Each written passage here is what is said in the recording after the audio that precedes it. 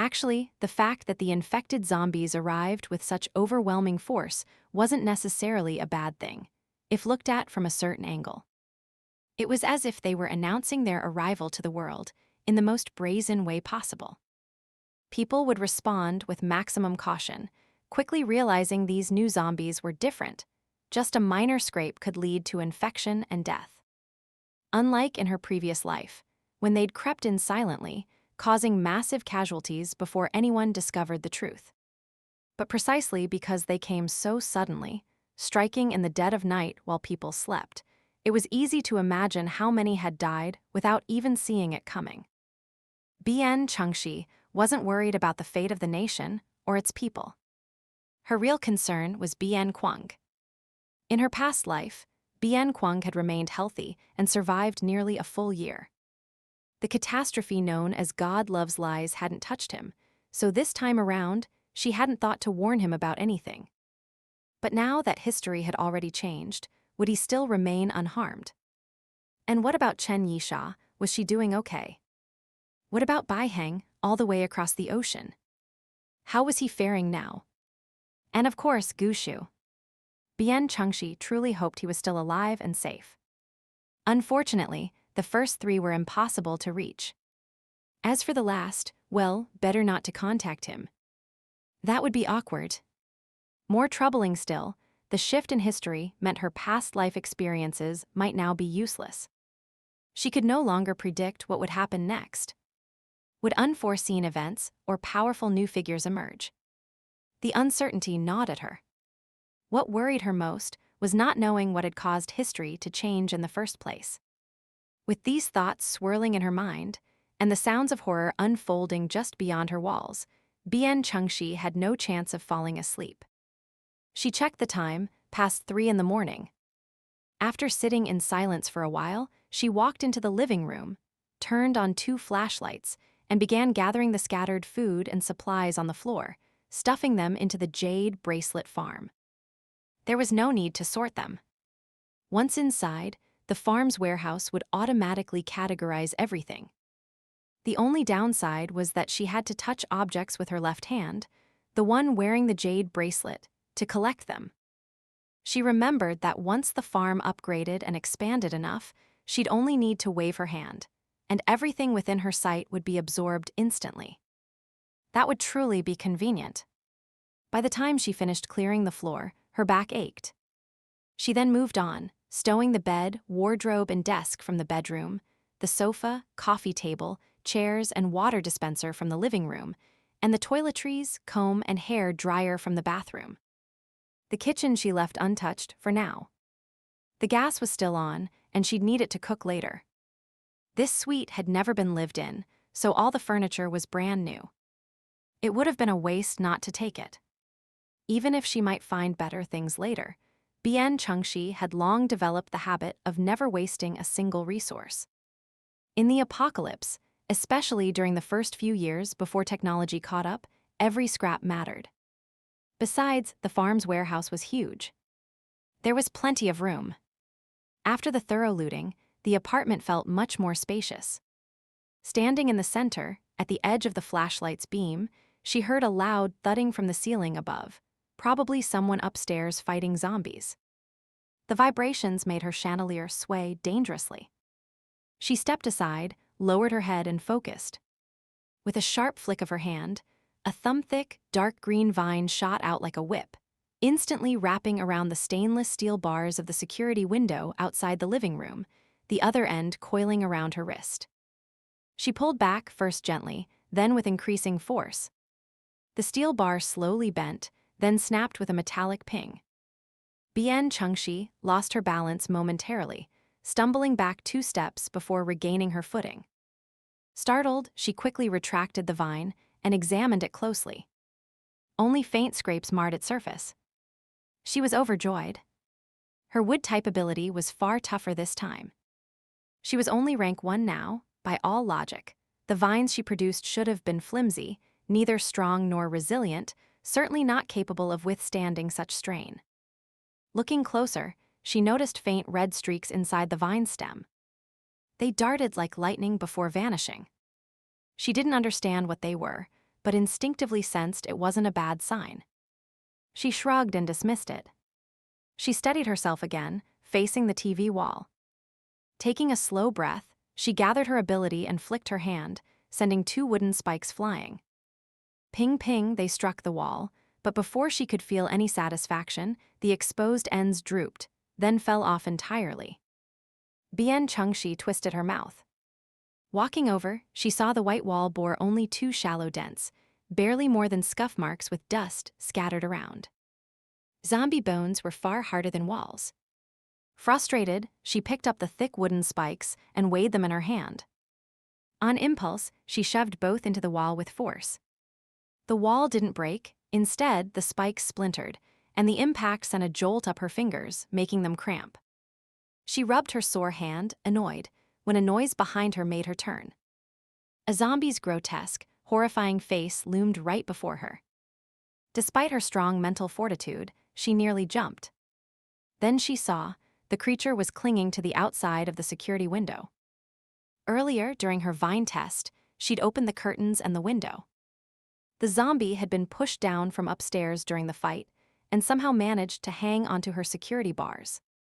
Greya, the zombie roared, its rotting, drool-soaked face pressed against the gap where the steel bar had broken, snapping its jaws at the air inside.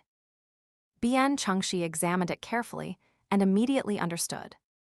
It must have been thrown down during the fight upstairs. And this one was tough. It had survived the fall and was still clinging on. The beast snarled, unable to reach the food in front of it, clawing wildly at the bars, then smashing its head against them. With a sudden lunge, it forced its head through the broken gap, only to get stuck.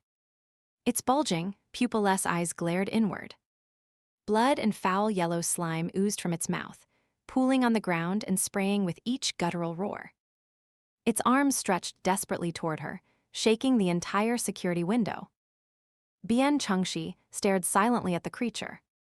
It was definitely a toxic zombie. Though its decay was severe, it was in better condition than non-toxic ones. Its skin and muscles had a sickly grayish tint, its nails were long and jet black, and its drool carried a faint dark green hue. The stench it exhaled wasn't just foul. It carried a nauseating, suffocating odor that irritated the nose and chest. She knew that smell, it was corrosive. The saliva of infected zombies contained a potent poison. Ordinary people should avoid contact at all costs. While it wouldn't cause zombification, it could still lead to skin ulcers, sores, or peeling. For ability users, the danger was lower. Fortunately, after about a month, most people would naturally develop immunity. Still, post-apocalypse, disfigurement wouldn't be rare. Bian Changxi stepped closer, a spark of excitement in her eyes. As zombie ranks increased, they became more refined. Some high-rank special zombies, aside from slow movements, inability to speak, unnatural skin tone, and lifeless eyes, looked almost human at first glance. Of course, their methods grew more sophisticated too. But that was why such primitive, savage zombies were oddly nostalgic. Most importantly, due to her wood type's fragility and low level, she hadn't personally harvested a crystal core in a very, very long time. Her sharp gaze locked onto the zombie's slightly pus-filled head. With a flick of her wrist, a green tendril shot out, tightly binding the creature's flailing arms. The thin, resilient vines tightly coiled around the zombie's arm. The creature thrashed violently, but its head was stuck, unable to advance or retreat. Fueled by unnatural rage, it distorted the security bars until the screws began to loosen. Bian Changxi quickly sent out another vine, binding both the zombie and the deformed window frame. She held one end herself, and the immense pulling force nearly caught her off guard. Then, the zombie broke free from the first vine, slashing through the one she held with a single swipe of its claws. Without hesitation, Bian Changxi reached into her jade bangle and pulled out a fire axe. One clean swing, and the zombie's head rolled off. She flipped the axe handle first and shoved the headless corpse off the window frame. A second later came a loud thud from below, followed by several growls from zombies on the ground. There were quite a few zombies downstairs. She shut the window and drew the curtains, then crouched to examine the severed head. Only 2 flashlights hung from potted plants near the TV wall, their light already dimming. Visibility in the apartment was poor. If someone walked in right now and saw a young woman crouched over, using a large axe to roll around a damp, half-rotten head, they'd probably be terrified. What came next was even more gruesome. Bian Changxi located a precise spot on the back of the skull, raised the axe, and struck. After 2 or 3 blows, she cracked open a hole, stirred inside, and scraped out a small, hard object. She squatted lower, tilted her left hand, and let a thin stream of clear creek water from her Jade Bracelet farm trickle through her fingers. The crystal core, now cleaned, was about the size of a thumb joint, white, cloudy with impurities, yet smooth on the surface. It's definitely a white core, Bian Changxi sighed. In the apocalypse, crystal cores came from infected zombies and mutated plants or animals. The former always produced them, the latter only by chance. Fundamentally, they were the same substance, but differed in color: golden, green, blue, red, earth yellow, and white. The first 5 corresponded to the 5 elemental abilities: metal, wood, water, fire, and earth. White cores, however, carried no elemental affinity. There was actually a 7th color, but Bian Changxi's eyes darkened slightly at the thought. Best left unmentioned. This classification revealed a key problem. Only elemental users of the 5 basic types could absorb energy from matching colored cores for cultivation. Everyone else, ordinary types, special types, or even derived elemental types like lightning, wind, ice, or mist, had to rely solely on white cores. Reliable data showed that 9 out of every 10 crystal cores were white. That meant a 5-element user, relying only on their own efforts, would need to kill roughly 50 zombies to obtain a single usable core. On paper, blank white and colored cores were equal in status, but in reality, their values differed greatly. A single elemental core could typically be exchanged for 1.5 to 2 white cores, or even more. It was utterly frustrating to work hard for a core you couldn't use, especially in dire need. But Bian Changxi didn't have that problem, not with the Jade Bracelet farm. Cheerfully, she tossed the white core into the bracelet space and stepped inside briefly to check. Unfortunately, the core sank into the creek bed and lay still, indistinguishable among the pebbles. She didn't dare linger in the farm and quickly returned, then tossed the zombie's battered head out the window.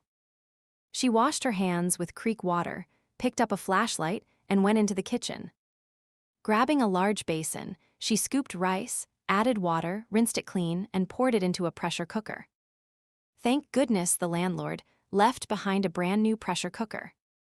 She'd completely forgotten to prepare one earlier, otherwise, even the cleverest housewife couldn't cook without power. 5.5 liters, and nearly 2 40-pound bags of raw rice remained. More than enough. She decided to cook as many pots as possible, while natural gas was still running and the apartment remained safe. Inside the powerless fridge was a single tray of eggs. She'd originally planned to boil them all, easy to carry, filling, and convenient, but now that she had the farm, she felt secure. She boiled only 10, then pan-fried the rest into sunny side-up eggs, scrambled them with sausage, and made sweet egg soup. As soon as they were cooked, she stored them in sealed containers inside the farm's warehouse. She even used the empty pot to simmer a fragrant pot of congee, bustling happily in the kitchen, all while lamenting the lack of more ingredients.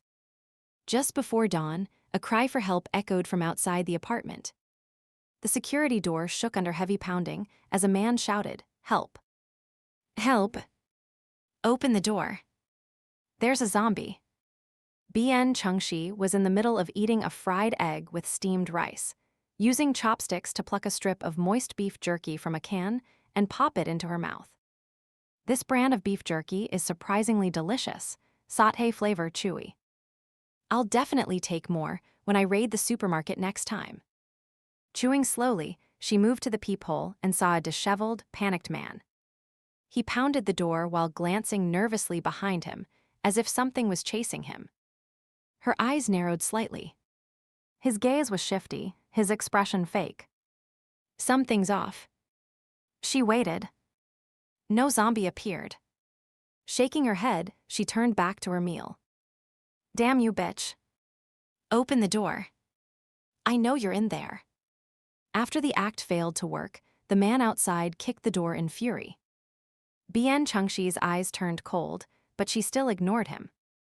Anyone bold enough to try deception must know she was alone, a woman. And the reason they'd come knocking. Probably the loud hissing of the pressure cooker and the aroma of cooking food that had drifted out. They knew she had supplies. Likely, they were neighbors from upstairs, downstairs, or across the hall. She recalled hearing a struggle from above the previous night, zombies being fought, then one was pushed down and ended up hanging on her window. After that silence, the sounds of the fight had suggested at least 2 people involved. Could it be them? She finished her meal, cleaned the dishes, and swept every valuable item in the apartment into the Jade Bracelet farm. Outside, the shouting had stopped for a while. Now, a polite knocking replaced it. Excuse me, miss, sorry to disturb. I'm your upstairs neighbor. Just finished clearing zombies from the hallway. Starving, my stomach stuck to my spine. Ran out of food at home. Could you spare a little? Doesn't have to be much, just a piece of bread and a bottle of water. A different voice this time. Only a fool would believe these 2 weren't connected. They wanted food, yet mentioned clearing the hallway, either a veiled threat or an attempt to win admiration. Bian Changxi scoffed. Still, she called out from behind the door, feigning surprise. You cleared the hallway. Then you must have killed the zombies, right? That's impressive. Oh, just brute strength, really. Well then, you must be very strong. Could you step back so I can see your build? Don't mind me, I hate weaklings. Earlier, some coward came screaming for help. I ignored him. But if you've got real skills, I wouldn't mind opening up. She was purely and simply a realist, someone who admired the strong, invested in the strong, and willingly attached herself to strength. The man outside had initially worried that if the woman opened the door too easily, it might be a trap. After all, she'd completely ignored Awen just moments ago, Awen being the one who'd screamed for help and then stormed off in shame. But if she refused to open, would he really have to smash the door down? Yet the moment she spoke, he understood. This woman lacked compassion, but was deeply pragmatic, easy to deal with. Still, he glanced down at his own body. Though his strength had exploded overnight, his muscles hadn't changed much in appearance. At a glance, he didn't look like a powerhouse. He needed to convince her, lure her into opening the door. His mind drifted to the mountain of food inside, and the rich, steaming scent of rice that had been wafting from her apartment since before dawn. Just thinking about it made saliva pool in his mouth. He glanced left and right, then subtly signaled to Awen, who crouched by the door waiting for his chance. Then he strode to the window in the hallway, ripped a steel pipe from its frame with one powerful yank, and returned excitedly to the peephole. With both hands, he snapped the pipe cleanly in half and declared, "Miss, don't let my looks fool you. I may not look strong, but I've got incredible strength." Bian Changxi raised an eyebrow. Another strength-type mutant. What about the other one? And were there even more accomplices? But overthinking got you nowhere. If she didn't open, they'd just break in anyway. And her apartment had been stripped bare, she couldn't let them see that. Besides, she had no interest in wasting time with them. "Looks like you really are strong," she said. "All right then, come in."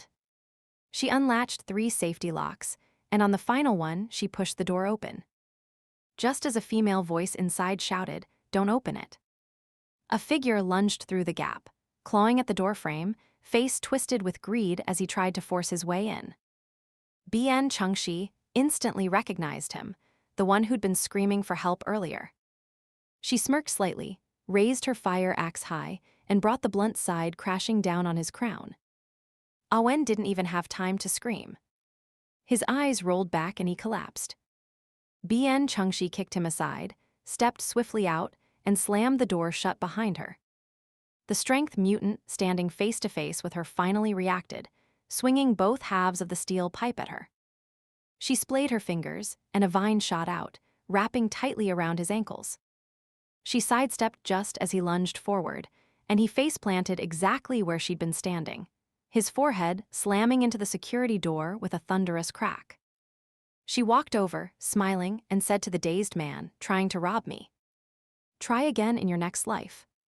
She straightened up and swung the axe down. He screamed, eyes rolling as he fainted, but the blade had only struck the tiled floor beside his neck. She curled her lip.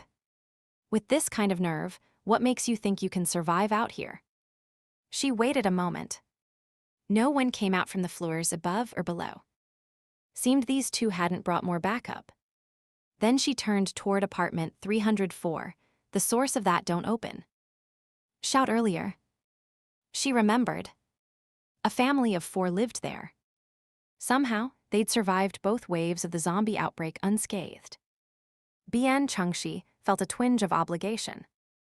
They'd warned her. Leaving without a word would be rude. She knocked on the door. "Hello. Thank you for the warning earlier." After a pause, a man's voice, weak but trying to sound steady, replied, "No problem, no problem." "We saw their movements through the peephole," my wife shouted. "Hope you don't mind us interfering." She pointed at the 2 unconscious men on the ground. "They're only knocked out. When they wake up, they might take it out on you. And since they didn't get anything from me, they might start harassing neighbors. Be careful." With that, she locked the door to 303.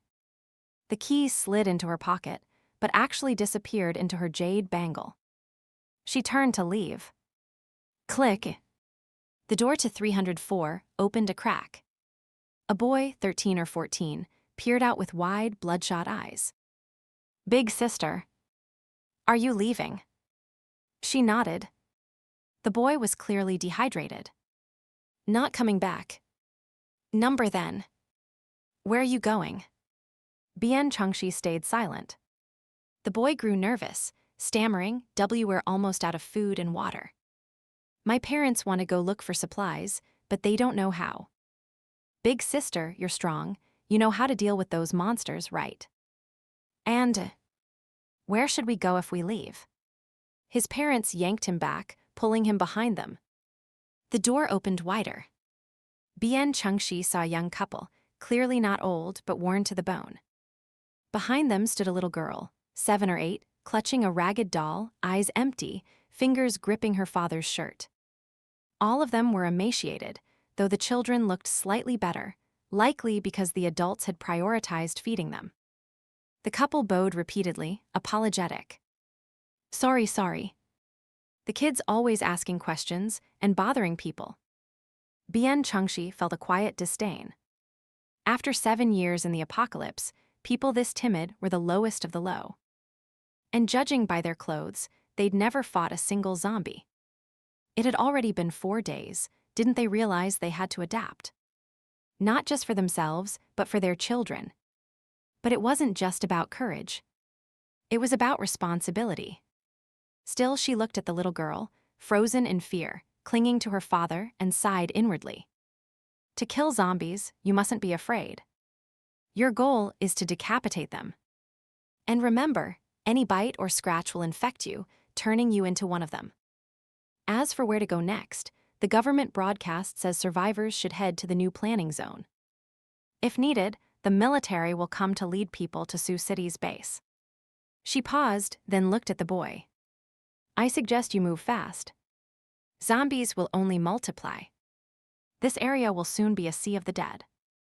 The government and military won't wait for everyone. Don't even dream that someone will come save you. The world has changed. The boy fell into deep thought. Then he looked up, hopeful. Big sister, are you going to the new planning zone too? Can you take us with you? Bian Changxi shook her head coldly. I don't travel with the helpless. The family's faces flushed with shame. She turned and walked away without a second glance. That explanation was enough to repay their warning. She hated owing people. Whenever she repaid a kindness, she always gave more than she'd received. And yes, their situation was pitiful.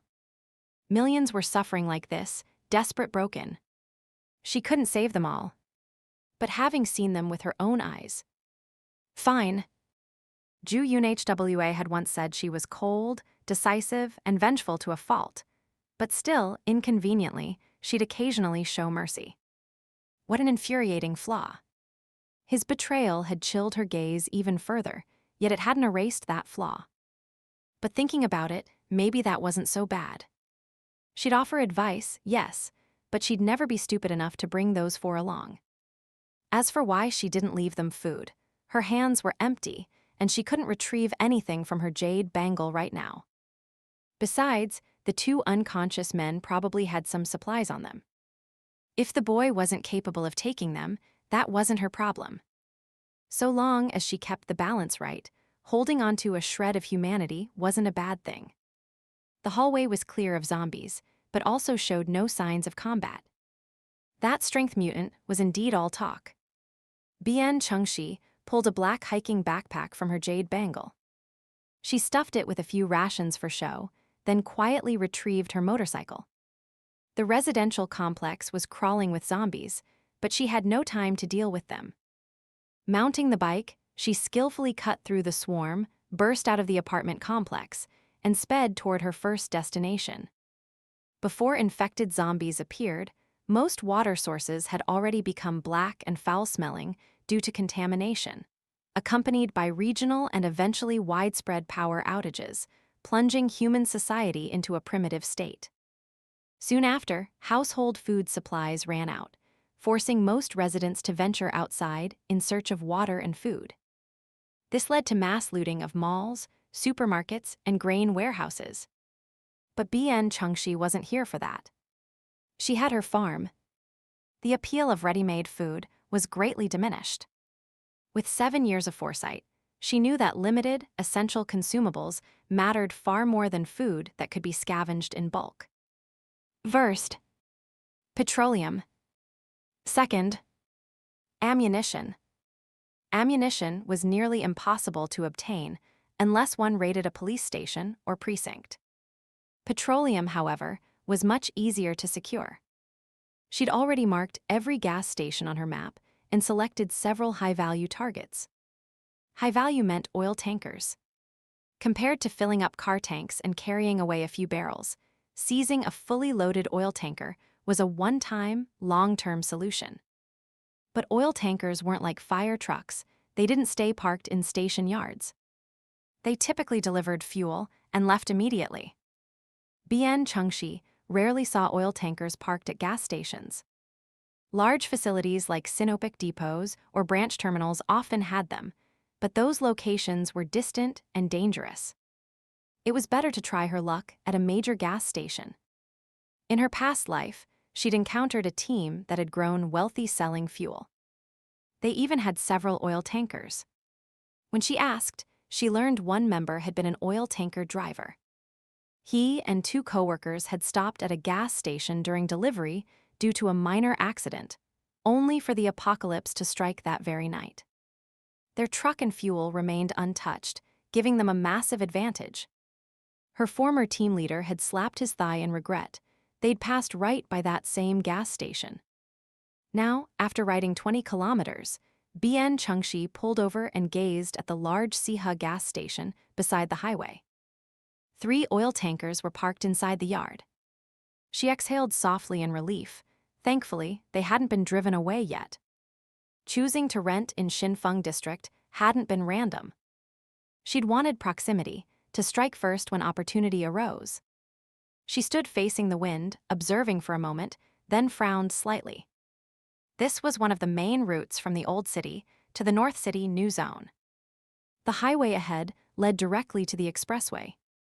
With few buildings along both sides, it was ideal for an operation.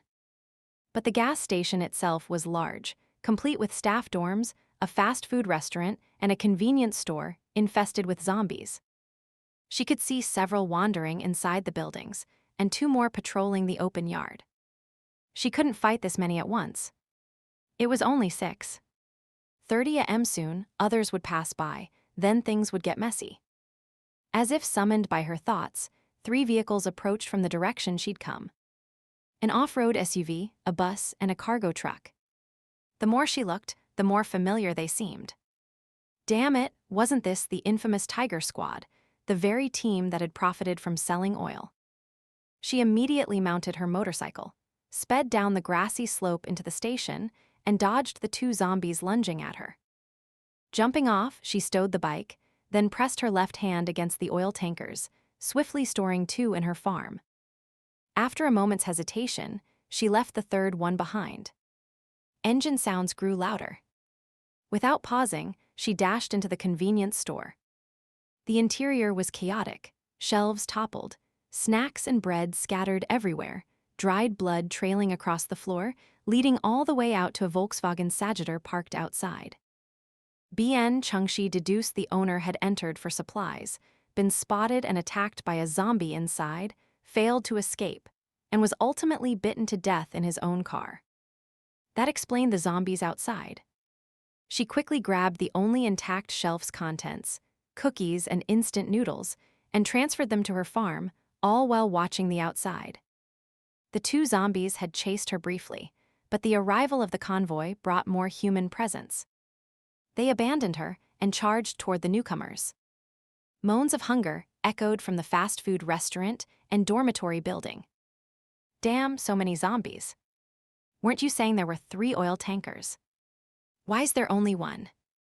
Chen Dabing, you dare trick me. Do you know how far I detoured for this? Brother Meng, I just saw a motorcycle come rushing down, but now there's no one. Meng Ji, deal with the zombies first. Voices overlapped, followed by orders and the sounds of combat. 2 men entered the store. Bian Changxi quickly ducked behind the checkout counter. Don't be too disappointed, Meng Ji. 1 tanker's still good. 8 tons of gasoline isn't something anyone can just grab. What do you know? I skipped looting supermarkets just to get here for these 3 tankers. I was counting on this fuel. That bastard Chen Dobing. With this little oil and our low food supplies, the new zone barely has any supermarkets. Who knows what'll happen on the way to Sioux City? Tiger, you take some people back and raid some supplies. Meng Ji, go back. Yeah. We split up. I'll lead a group to the new zone first.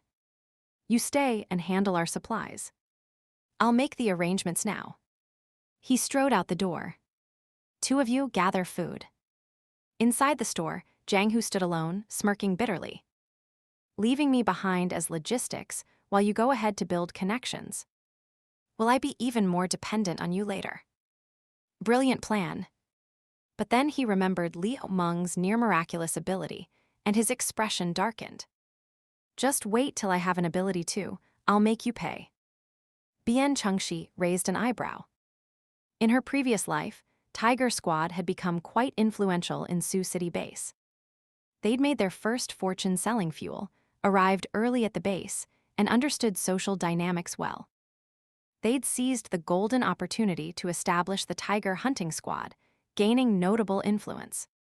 But rumors said the 2 leaders, Li Meng and Jiang Hu, were at odds. When Li Meng died during a mission at the squad's peak, many suspected Jiang Hu had orchestrated it. Bian Changxi didn't know the truth, but the Tiger Hunting Squad collapsed soon after, and Jiang Hu vanished without a trace. Would her stealing the oil tankers now trigger their conflict earlier? The 3 inside began gathering supplies. Jiang Hu approached the checkout counter, then suddenly snapped, "Who's there?" With no escape, Bian Changxi retreated into her farm. Jiang Hu recoiled in fear, suspecting a zombie. After a tense pause and no movement, he sent 2 supply gatherers to check. They found nothing. Frowning deeply, Jiang Hu recalled seeing someone ride into the station, then vanish. He knew his eyesight was still sharp. Last time, staying in the farm for 5 or 6 minutes had made her breathless. This morning, after absorbing a white crystal core, the space seemed to have changed. Now, she lasted 10 minutes before the suffocation hit, but it was still unbearable. Unable to sense the outside, she clenched her teeth and endured, waiting until she could take it no longer before emerging. The store was empty. The entire gas station was deserted. Of course, over 10 minutes in her farm equaled over an hour in the outside world. Bian Changxi waited a while longer, detected no anomalies, and finally stepped cautiously out of the store. On the ground lay 4 or 5 zombies, while another 6 or so wandered aimlessly down the distant road, likely having chased after Liu Meng's group before stopping there. Judging by this, aside from her, there should no longer be any survivors inside the gas station. The zombies' heads were still intact. Her eyes lit up. Treading lightly, she approached and used her axe to sever one head, then inserted a small knife through the foramen magnum, probing and digging until she extracted 4 white cores and 1 blue, water attribute crystal core. Not bad at all. She tossed all the white cores into her farm for digestion and stored the blue one in her warehouse. She scanned the area.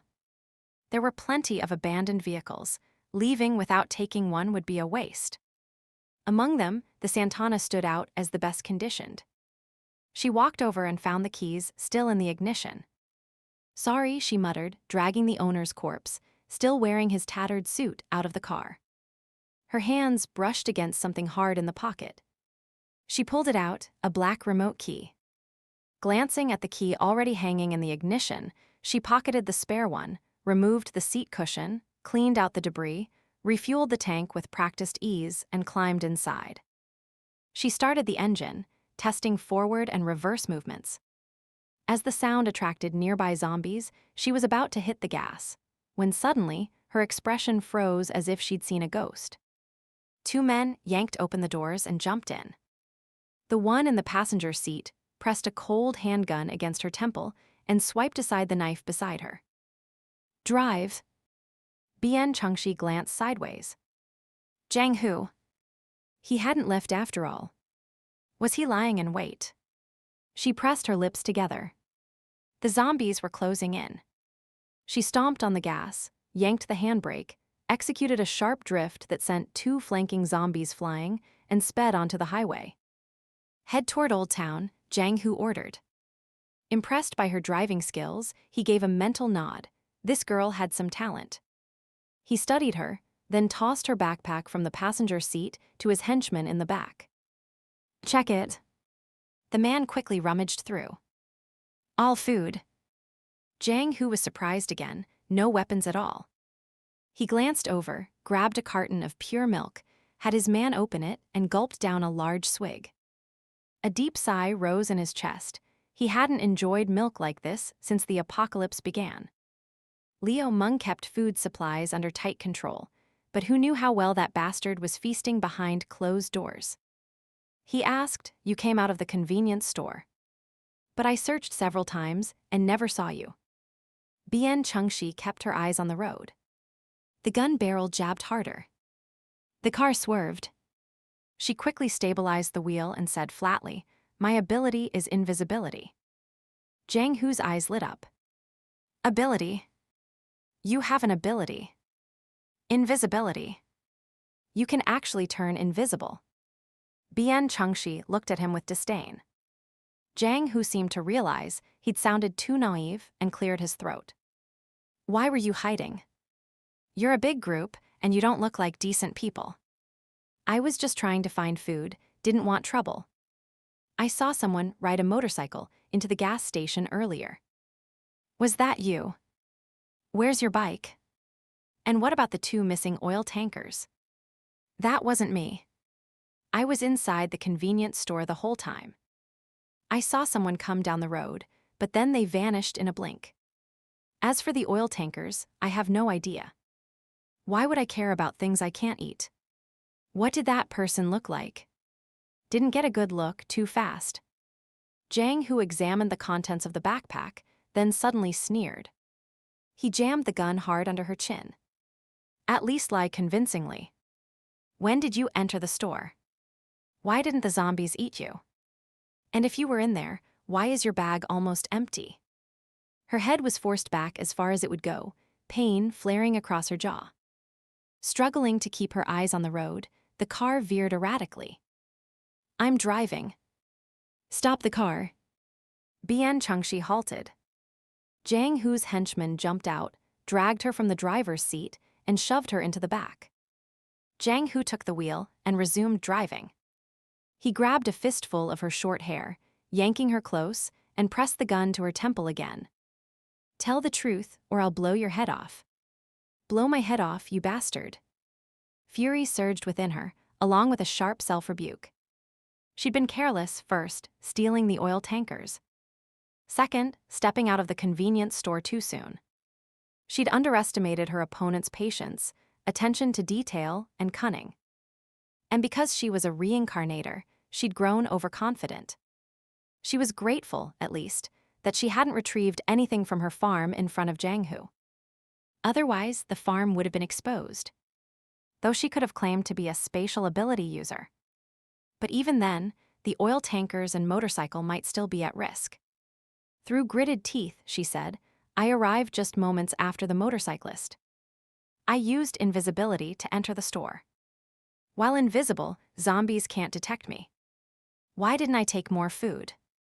Because you showed up right after. I didn't have time." Jiang Hu seemed to accept this. He asked, "What were you digging out of the zombie heads?" Bian Changxi swallowed hard. Being forced to tilt her head back like this was unbearable. "I once saw someone pull something out of a zombie's brain. I wanted to try it myself." "What was it?" "I'm not sure." "Where is it?" She started to reach into her shirt pocket. "Don't move." "I'll get it." Jiang Hu snapped. "Like hell you will, I already stored it in my farm." Items could only enter or exit through her left hand. She couldn't retrieve them remotely. She turned her palm backward, focused her mind, and 3 white crystal cores slipped onto the seat. Jiang Hu checked her pocket and found nothing. "Where is it?" Bian Changxi feigned shock and panic. How is that possible?" "Maybe I dropped it. My pockets are shallow." Jiang Hu eyed her. "Move aside." The 3 white cores became visible. He stared transfixed.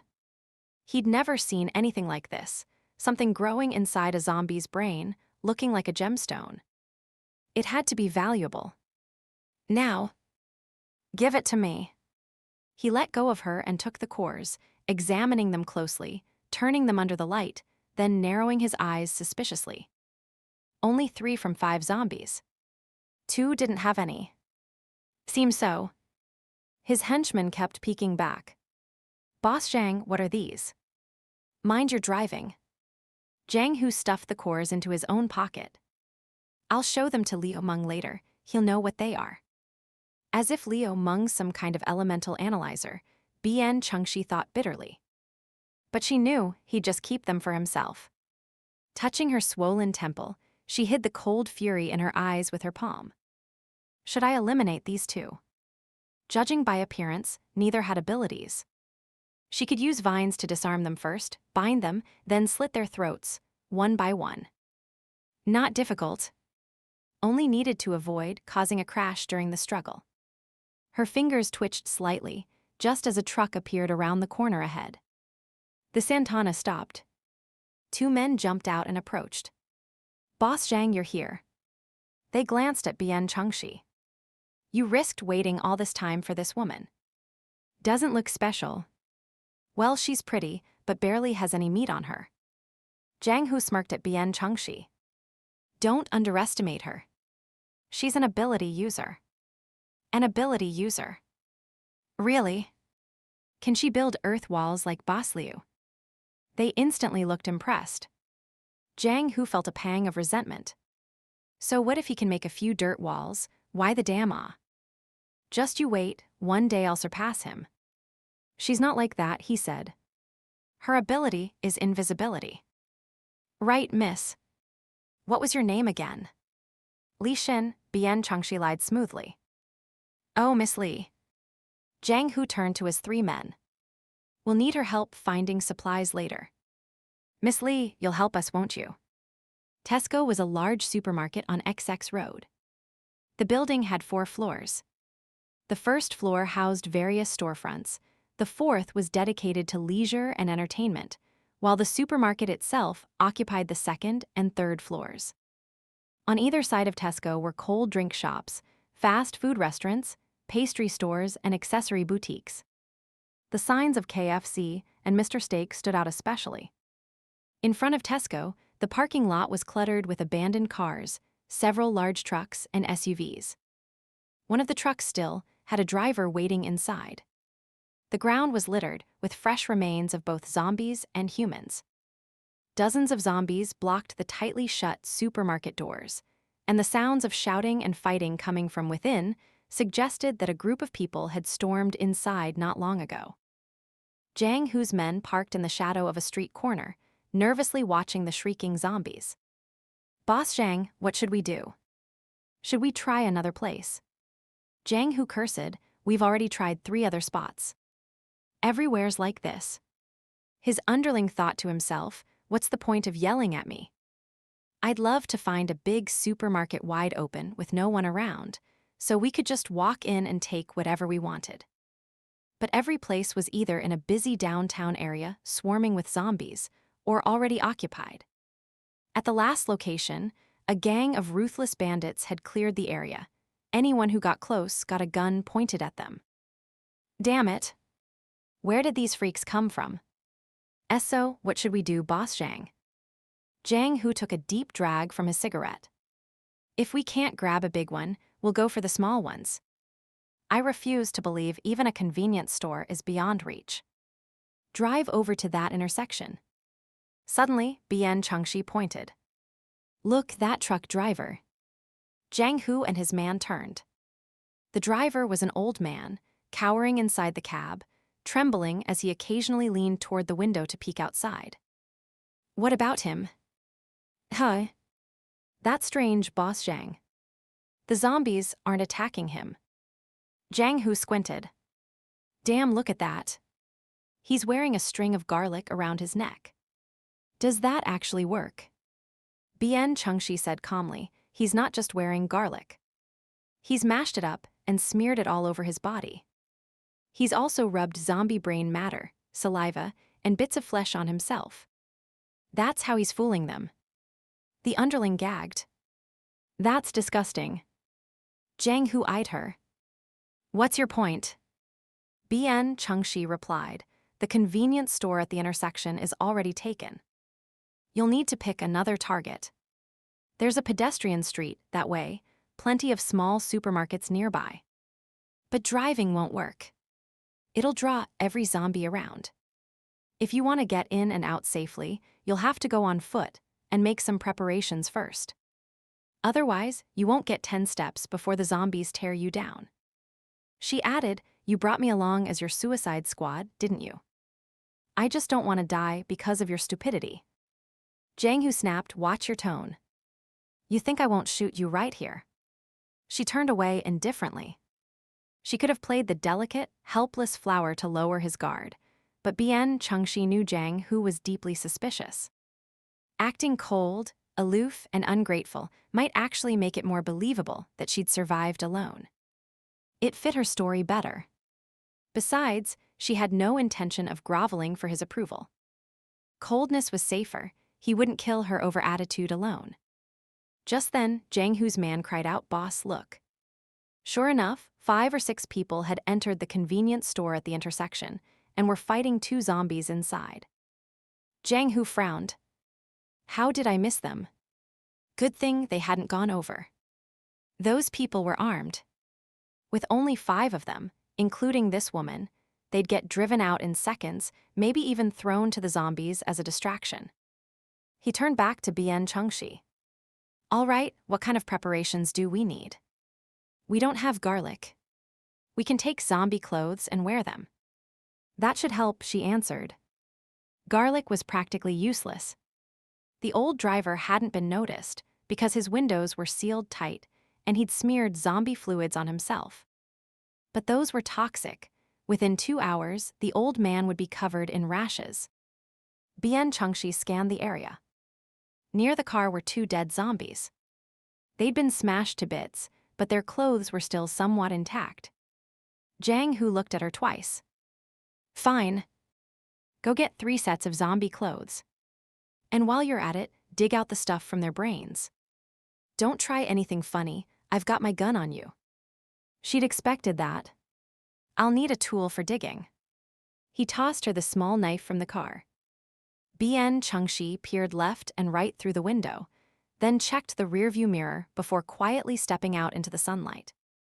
Late May sun beat down with a scorching warmth, burning away much of the street's lingering chill. She took a deep breath, exhaled slowly, stretched her limbs, and quickly moved to the nearest zombie corpse. She stripped off its outer clothing and pulled it on. The stench of rot was overwhelming, but survival came first. She turned the zombie's head, now rolled aside, and pried at its skull with the knife. Then she reached in with her fingers, fished out the crystal core, and slipped it into her farm. On her face, however, she wore the blank expression of someone who'd found nothing. She repeated the process with the second corpse, all the while keeping one eye on a zombie shuffling near the rear of a nearby bus, 5 meters away. Casually, she cut a button off the zombie's shirt and slipped it into her palm. "Hey, what are you doing over there?" A bright, mocking voice rang out. Bian Changxi snapped her head up. It was one of the looters from the convenience store, a woman in a red blouse standing at the entrance, arms crossed, smirking. Bian Changxi turned, just as the zombie near the bus caught sight of her. It let out a low growl and started lurching forward. She grabbed the crystal core from the second zombie's skull and turned to run, but Zhang Hu, that bastard, was pointing his gun at her. "Don't come back. Kill that zombie first. If you run here, I'll shoot." Bian Changxi smirked, flung the button at him. Zhang Hu ducked with a yelp, his gun fired, and he stumbled backward. She'd been watching the gun the whole time. The instant it went off, she dropped and rolled. The bullet struck the concrete. In her hand now was a remote key. She pressed the unlock button twice. The Sagittarius 4 doors clicked open. She hooked her arm, yanking both left side doors wide, then dashed around the front of the car. The zombie chasing her saw 2 live humans inside the vehicle and immediately changed targets, lunging toward Zhang Hu. Behind her, Zhang Hu's shouts and rapid gunfire erupted. Bian Changxi's lips curled. Ahead, 2 more zombies appeared. She swiftly changed direction. The gunshots had alerted the zombies near Tesco and those hiding in the shadows. They came swarming like locusts. Other survivors, who'd been quietly scavenging, panicked and fled. Some were grabbed the moment they opened their car doors, their screams piercing the air. The woman in red could no longer smile. She stared in shock as chaos unfolded. Her 4 companions rushed out, stuffing loot into their bags, yelling, "Don't just stand there, run." Bian Changxi moved swiftly and calmly between the cars. Seeing the 5 escapees, she narrowed her eyes, glanced left and right, then stabbed the small knife through the window of a nearby car. She snatched out a lucky cat figurine and hurled it straight at the woman in red. The red-clad woman was stunned. The man beside her yanked her back, just as the lucky cat figurine shattered the convenience store's large glass window with a loud, crashing bang. The man turned and angrily shouted at Bian Changxi, "Are you crazy? Are you insane?" Bian Changxi raised her voice, addressing the woman in red, Yang Xiaowen. "You deliberately caused a commotion, triggered the zombie outbreak. Do you really think you can just walk away like this?" Few who dared scavenge near major shopping centers were cowards. Hearing her words, the fleeing crowd suddenly realized what had happened. A few of the fiercest survivors roared, "Damn it. So this bitch is the one who caused all this. Yang Xiaowen, just you wait. When I survive this, I'll settle scores with you." Yang Xiaowen, still unaware of the danger she was in, stared in shock. "How do you know my name?" Bian Changxi gave a cold, mocking smile. Seeing zombies beginning to surround their group, she turned and fled in the opposite direction. How did she know? Truth be told, Yang Xiaowen was something of a celebrity. In the previous life, Sioux City's base had several well-known socialites, call them public relations agents for various factions. More refined than common prostitutes, They still provided special services to powerful or influential men in exchange for benefits to their own organizations. Bian Wei from the Bian family was one such woman, and Yang Xiaowen was another. Naturally, rivals in the same trade, both beautiful and ambitious, they had become bitter enemies. During her time with the Bian family, Changxi had often heard Yang Xiaowen's name mentioned with venom. If Bian Wei was like a delicate flower, pure on the outside but rotten within, then Yang Xiaowen was like a rose stem with thorns, always jabbing and provoking for no reason. Unfortunately, she wasn't very bright. Even when leveraging connections to bully others, she often ended up hurting herself as much as her target. Just now, for instance, Changxi was certain Yang didn't recognize her, yet the woman still deliberately drew attention and stirred up trouble, only to end up dragging herself into the chaos. Utterly unreasonable. But that wasn't all. The real reason Bian Changxi recognized Yang Xiaowen at once was because the woman had once tried to seduce Bian Quang. He had rejected her. Later, she latched onto a military officer and used her influence to sabotage Bian Quang, and it was rumored his death had something to do with her. Changxi had investigated her for a time, but before she could uncover the truth, the arrogant, foolish woman had been killed by someone else. With no one left to blame, Changxi had transferred all her hatred for Bian Quang's death onto Bian Wei and the entire Bian family. Seeing Yang Xiaowen again now stirred up a flood of old grudges and new resentment alike. Changxi ran toward areas with fewer zombies. Thanking whatever luck she had, the zombies behind her thinned out one by one until none remained. She finally stopped to catch her breath and realized she was standing on a pedestrian street. She had only made up the existence of a pedestrian street to trick Zhang, who earlier never imagined it actually existed. On both sides of the street were mostly clothing stores. She stood at the entrance, scanning the area. Everything was decayed and disordered, garbage scattered across the ground, lifted by the wind. But no living people. No zombies either. Too quiet. Something was off. She looked left and right. Already about to leave, she paused, then pulled a straight blade from her farm and strapped it to her back. She secured 2 small knives to her thighs and calves, slung a backpack over her shoulders, and gripped a fire axe in her hand. Fully armed, she approached the nearest shop. It was a small store selling candied roasted chestnuts. The roller shutter had been forcibly pried open. The cramped space was easy to take in at a glance. The glass display case lay on the floor, its roasted chestnuts completely looted, only a few scattered nuts rolling about. But Changxi's eyes immediately caught sight of 2 large burlap sacks leaning against the wall. Through the gaps, she could see they were filled with chestnuts. She loved eating these. Seeing no immediate danger, she stepped inside, opened one sack and grabbed a handful. The raw chestnuts were plump and glossy, some flat, some pointed. Without hesitation, she transferred them all into her farm. She turned and spotted the electric chestnut roaster, also grabbed it. The salt, sugar, and paper bags for packaging. All small details. She collected them too. Next door was a grilled squid and stinky tofu stand, also looted. The squid skewers left in the freezer had started leaking fluid. The tofu blocks looked spoiled. She abandoned them. But this place used charcoal to grill squid. Changxi found 3.5 bags of charcoal in a cabinet, over 100 pounds. She stored them all, then naturally took the barbecue rack as well. It looked greasy and grimy now, but after soaking it in stream water for an hour or 2, it would shine like new. The stream in her farm was more effective than industrial detergent, yet still safe for drinking and fish farming. Plus, it purified itself. Truly miraculous. After a few such hauls, Changxi grew increasingly efficient, feeling like a little squirrel gathering winter supplies, a mix of joy and quiet pride. In her previous life, she hadn't unlocked the full potential of her jade bangle until too late.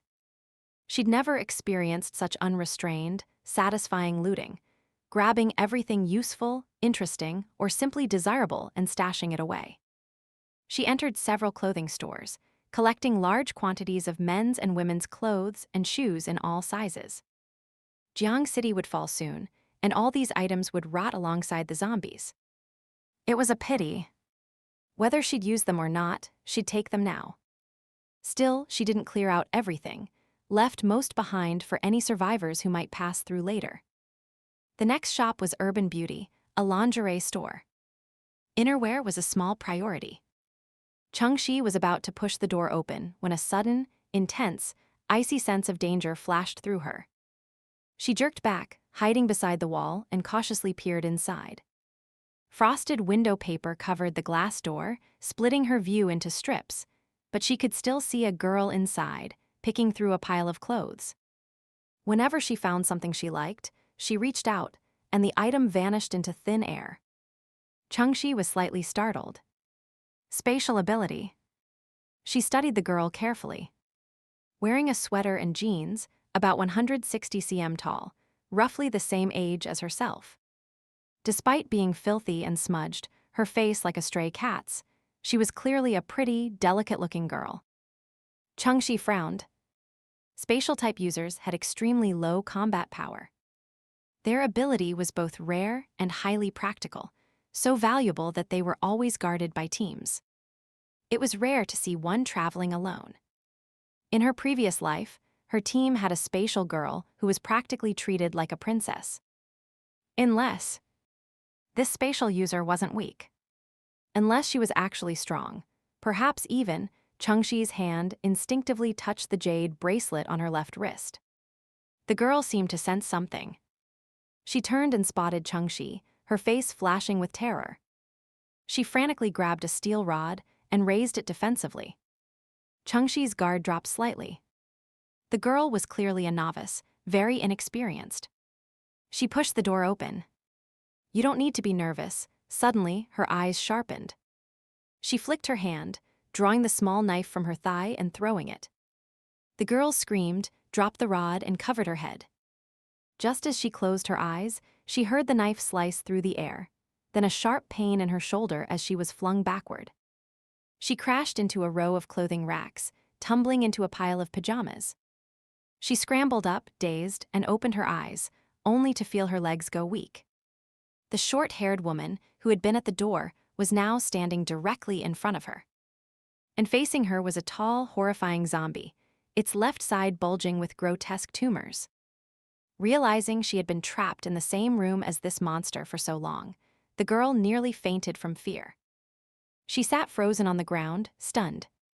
The zombie shook its head, dislodging the knife from its forehead. The wound tore open, revealing shallow, darkened bone beneath. Changxi's heart sank. The creature let out a silent roar, then lunged forward. She leapt to meet it, both hands gripping the axe as she brought it down with full force on the zombie's forehead wound. One strike sent both parties reeling backward. But while the zombie only stepped back half a pace, Bian Changxi slipped on the slick floor and tumbled onto a girl tangled in a pile of pajamas. She snapped coldly, "Don't get in my way." But the girl trembled, pointing at the zombie's lips. "Look." Bian Changxi sensed danger instantly. A chilling aura closed in from behind her head. Without turning, she yanked the girl aside.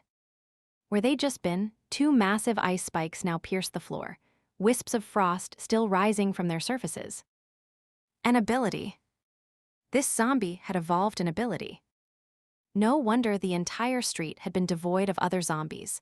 This one was a pack leader. Bian Changxi cursed inwardly. Zombies with abilities weren't just stronger, they were smarter, far more dangerous than ordinary ones of the same rank. And judging by its appearance, this one was already evolving into rank 2. As a fragile wood type who hadn't even killed a true rank 1 zombie yet, she was in serious trouble. Still, she had no intention of backing down. She ordered the girl to stay back, then turned sharply as the zombie's mouth began to twist again, preparing another ice spike. She flung out a vine, wrapping it tightly around the zombie's body and arms. The ability was interrupted. The zombie growled in irritation, then with a slight flex of its arms, shattered the vine as easily as snapping a dry twig. But Bian Changxi had seized the moment. With a sharp cry, she lunged forward and swung her axe straight at the zombie's forehead. This time, she poured all her strength into the blow, driving the blade a full centimeter deep. The zombie roared in fury, thrashing violently. One arm broke free and slammed her across the room. She crashed into the wall, her bra peeling away in layers as she collapsed to the floor. Her internal organs felt displaced, her vision blurred and spinning. She clutched her left ribs, trembling, drenched in cold sweat. No need to check, she'd broken at least 2 ribs. But the zombie wasn't unscathed. In the instant it had struck her, she'd twisted the axe embedded in its skull with every ounce of strength she had. The blade ripped through half its cranium, spewing putrid, rotten fluid into the air and exposing a mangled, decayed brain. Enraged, the zombie roared so violently, it nearly shattered the ceiling. Bian Changxi crawled desperately toward the corner, hoping to buy a few seconds. But the zombie's hatred locked onto her. It whirled and charged. Bian Changxi gave a bitter smile, preparing to retreat into her farm, when the shivering girl beside her suddenly screamed, grabbed a steel rod, and wildly swung it at the zombie's head. Bian Changxi was startled. Seeing the zombie turn its attention to the girl, she shouted, "Run." The girl opened her eyes, saw the zombie's clawing fingers nearly at her eyeballs, and screamed again, wildly flailing the rod as she scrambled away. One fled, the other pursued. One shrieked, the other roared. Bian Changxi's heart clenched as she watched. She knew the girl wouldn't last more than a few seconds. Gritting her teeth against the pain, she forced herself upright, sent out another vine, this time wrapping the zombie's raised left arm, and hurled the fire axe with all her might. "Da!" Without thinking, the girl covered her head and rolled aside. The axe flew with tremendous force. It sliced clean through the zombie's left arm and kept going, smashing through the glass door and skidding across the road outside for several meters before stopping. The zombie, thrown off balance by the momentum, collapsed face first to the ground.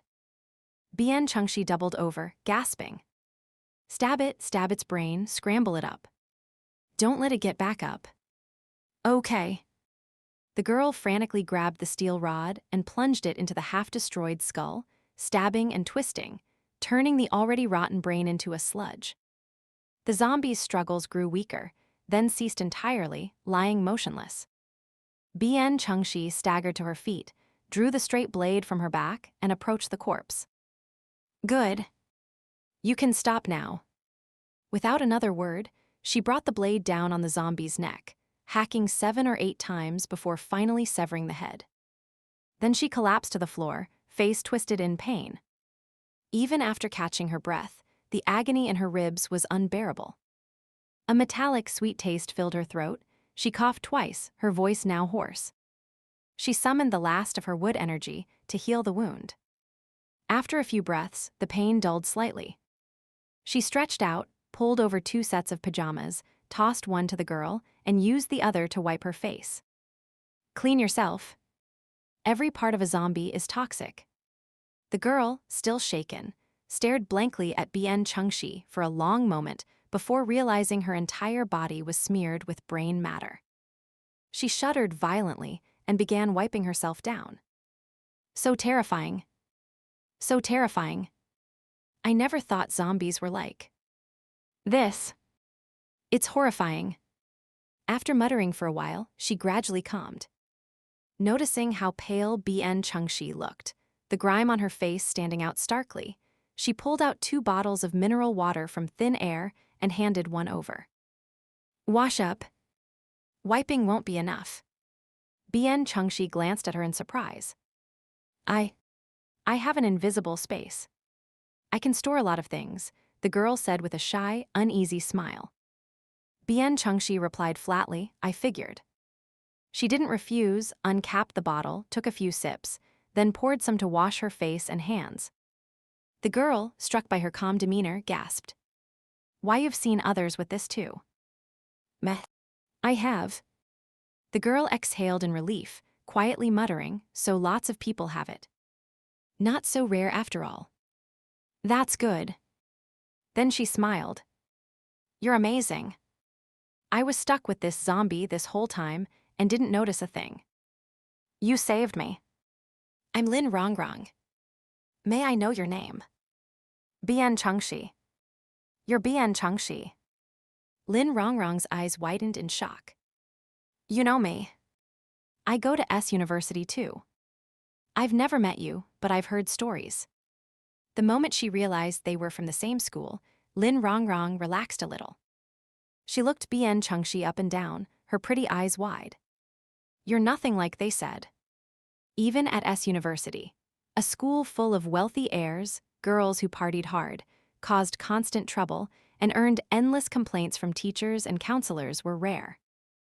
Bian Changxi had practically become a cautionary tale.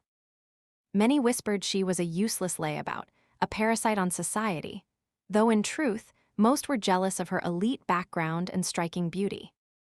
Strictly speaking, she was just someone who changed boyfriends often, acted arrogantly, and was rumored to be disrespectful toward elders.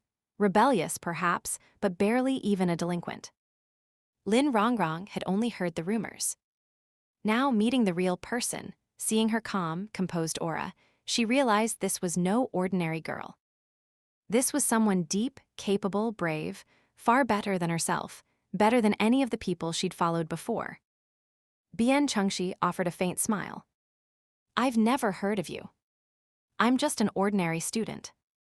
With tens of thousands at S University, how could everyone be known? Lin Rongrong noticed her hoarse voice, spoke gently, and asked with concern, "Are you all right?" Bian Changxi shook her head. I'm fine. Judging by her actions, Lin Rongrong wasn't outstanding, but neither was she a helpless, spoiled weakling. And she hadn't asked why Bian Changxi was alone, or where the vines came from either. She was exceptionally well-mannered or unusually perceptive. Bian Changxi searched her memory and confirmed she'd never met this girl in this life or the last. She dismissed the thought and turned away. She reached into the zombie's skull, rummaged around, and pulled something out. Lin Rongrong nearly gagged, wrinkling her nose and eyebrows in curiosity. Changxi, what are you doing? Bian Changxi rinsed it clean with mineral water. A small, glowing green crystal core emerged. A wood element green core. Bian Changxi froze, then felt a surge of joy, quickly replaced by bitter laughter. Because this was a rank 2 green core. Core ranks were determined by color, size, and purity, how many impurities were present. Experienced people could identify the rank at a glance.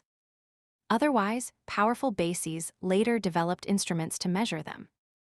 Bian Changxi instantly recognized this as rank 2.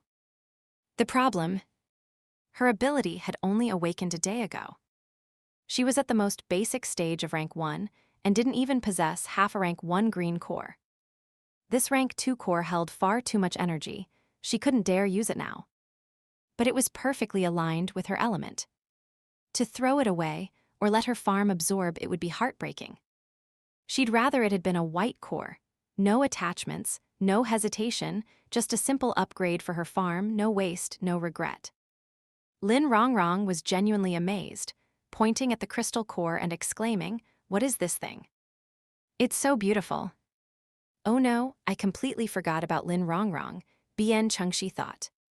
This zombie wasn't killed by me alone. I can't keep the crystal core for myself. Her mind began to calculate. Early that morning, she'd obtained her first white core. At the gas station, she'd collected 4 more white cores and 1 blue core, though unfortunately, Zhang Hu had swindled 3 of the white ones from her. Later, she dug out 2 more. 1 white and 1 red. So in total, she now had 3 rank 1 white cores, and 1 each of red and blue. But the white cores didn't really count. She had no idea what her farm had done with them. Her actual assets amounted to just the red and blue cores. She glanced at Lin Rongrong, who still wore an expression of pure astonishment, clearly not faking it. This, she explained, is a crystal core. They form inside a zombie's brain. This one's from a rank 2 zombie since it evolved. We killed it together, so the core should be split between us. But it happens to be useful to me right now. Could I owe you half for now? I'll give you another core of a different color when I get one. Lin Rongrong listened, only half understanding, but grasped the main idea. She waved her hands quickly. If it weren't for you, I'd have been eaten by that disgusting thing ages ago. And you did all the fighting. The crystal core, right? I can't take it. You keep it. Bian Changxi didn't pretend to be modest. She wasn't one to be overly polite to people she didn't trust. That Lin Rongrong said this was perfect, but she also didn't want to take unfair advantage. Then I'll accept it for now. A single rank 2 green core is worth about 10 rank 1 white cores. Once I've collected 5 whites, I'll compensate you. Immediately, Lin Rongrong asked, so these things come in different colors and ranks. How does that work? Teach me something. I don't need the white ones anyway. Bian Changxi hesitated for a moment. Fine. But let's wait a bit.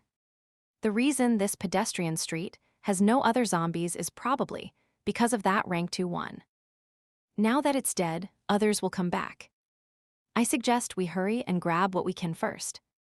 Lin Rongrong agreed. Good idea. We can talk while we work.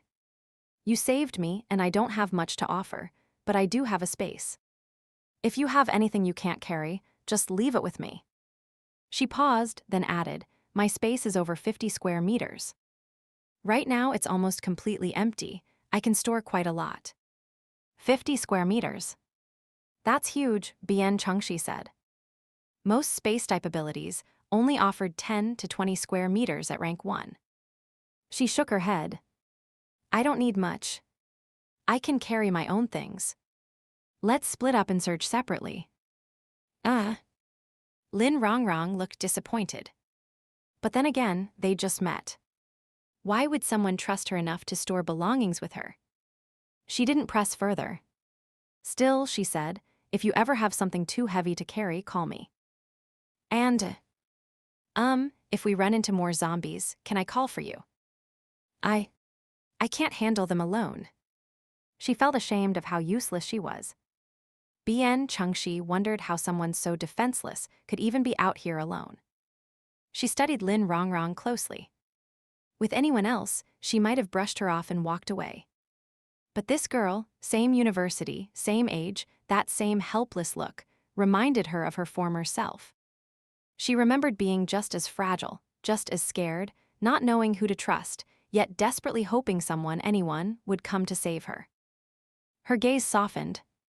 After a moment, she reached into her farm's storage and pulled out a watch-style communicator. Calling out loud won't work. Use this. We'll stay in contact through it. Lin Rongrong's eyes widened. Wow, that's impressive. How do I use it? Changxi, why is the light flashing? Bian Changxi was fiddling with her own device, using it as a regular digital watch. She looked up and saw the red signal light blinking on Lin Rongrong's. She froze, then suddenly remembered something. Quick hang up. Too late. From the communicator came a voice, clear, steady, capable, and slightly familiar. Miss Bian. Bian Changxi looked at the screen, which now showed an active call. She sighed inwardly. Captain Gu, hello. I must have pressed a button by accident. Sorry to disturb you. Goodbye. Your voice sounds off. Are you injured again? Again. That tone. Lin Rongrong's curiosity perked up instantly, her ears practically twitching. Bian Changxi turned slightly, coughed, and tried to make her voice sound normal. In times like these, who isn't injured? That's true enough. Miss Bian, there's a question I'd like to ask. Would you mind clearing up some confusion for me? About zombies. Exactly. About those things that form in their brains. Bian Changxi glanced at Lin Rongrong, who had asked the exact same question just moments ago. I'm just an ordinary person. I don't know anything more than you do. But you do know more, don't you? Miss Bian, you probably don't realize how much your warning helped our team yesterday. Without it, we'd likely be dead. I won't pry into how you knew, Gu Shu added with a touch of self-mockery, then turned serious, I promise. Whatever you tell me, I won't investigate further or bring you any trouble. And I'll consider it a personal debt. Bian Changxi stayed silent. Even Lin Rongrong began to feel anxious for her. Finally, she let out a soft sigh. Since you're giving me so much respect, I can't very well refuse. On the other end, Gu Shu sounded delighted. Thank you. Bian Changxi gestured to Lin Rongrong, and the two of them started gathering supplies from the store. There were still plenty of usable clothes. Knowing Lin Rongrong would hear anyway, she didn't tell her to leave. Captain Gu, since you're asking this, you must have collected quite a few of these things, but you don't know how to use them. That's right. What colors do you have? Gu Shu listed them. Bian Changxi's lips twitched. Impressive, they had all 6 colors. How many zombies had they killed? In her previous life, it had taken about 6 or 7 days into the apocalypse before people slowly began discovering the secret of zombie brains and started harvesting crystal cores. For Gu Shu's team to be doing it this early. Remarkable. No wonder he was the strongest. Still, in Bian Changxi's experience, someone like Gu Shu wouldn't usually ask others for help with such matters. He'd figure it out himself, boldly hypothesizing, carefully testing. He had the patience and intelligence for it. She shook her head. Forget the debt. I want all the white and green cores you have. If you agree, I'll tell you everything. All right. How should I give them to you? Bian Changxi opened her mouth, then paused. Right. She couldn't receive them now. She shoved a set of cotton pajamas into her bag and said confidently, they'll be held in your possession for now.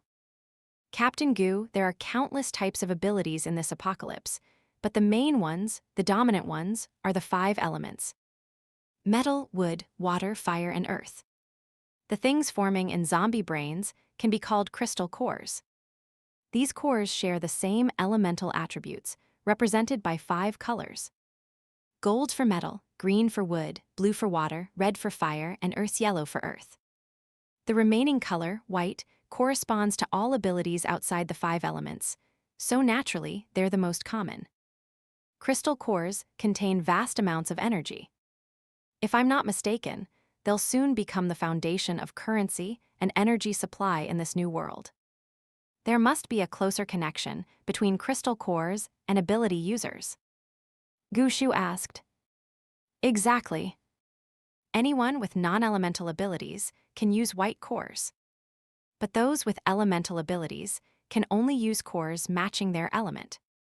And if they use the wrong one, I'm not sure what happens. Maybe a little effect. Maybe none.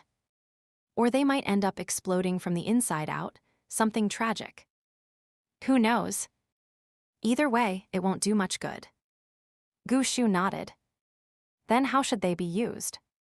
Bian Changxi smiled. Don't even think about eating them. Hold the core, feel its energy, and absorb it. But Captain Gu, this is something each person has to experience for themselves. The method might vary slightly from one person to another. I understand. Bian Changxi continued, Captain Gu, I should remind you that abilities, zombies, and crystal cores all have different ranks. While it's not impossible to challenge or absorb a higher rank core, early-stage cultivators have unstable foundations. A single misstep could cause severe harm, perhaps even irreversible damage. She then shared some insights on how to distinguish the ranks of crystal cores. Gu Shu responded with genuine gratitude, Miss Bian. Thank you so much. You've saved us from many unnecessary mistakes. No need to thank me. It's just an exchange. Bian Changxi paused, then asked, by the way, how did you know my surname is Bian? I asked your team leader. My team leader. She thought for a moment, probably Cheng Haijun. If Gu Shu had gone so far as to inquire about Cheng's name, it made sense he'd also learned hers. Clearly, this man was someone who needed to know every detail. Before her thoughts settled, sudden commotion erupted nearby. Shouts, excitement, curses. Then Gu Shu seemed to cover the communicator, muttering something low and urgent. After a moment, his voice returned, tense and pressing. Miss Bian, is there any other use for crystal cores? For example, healing. Bian Changxi's brow lifted slightly.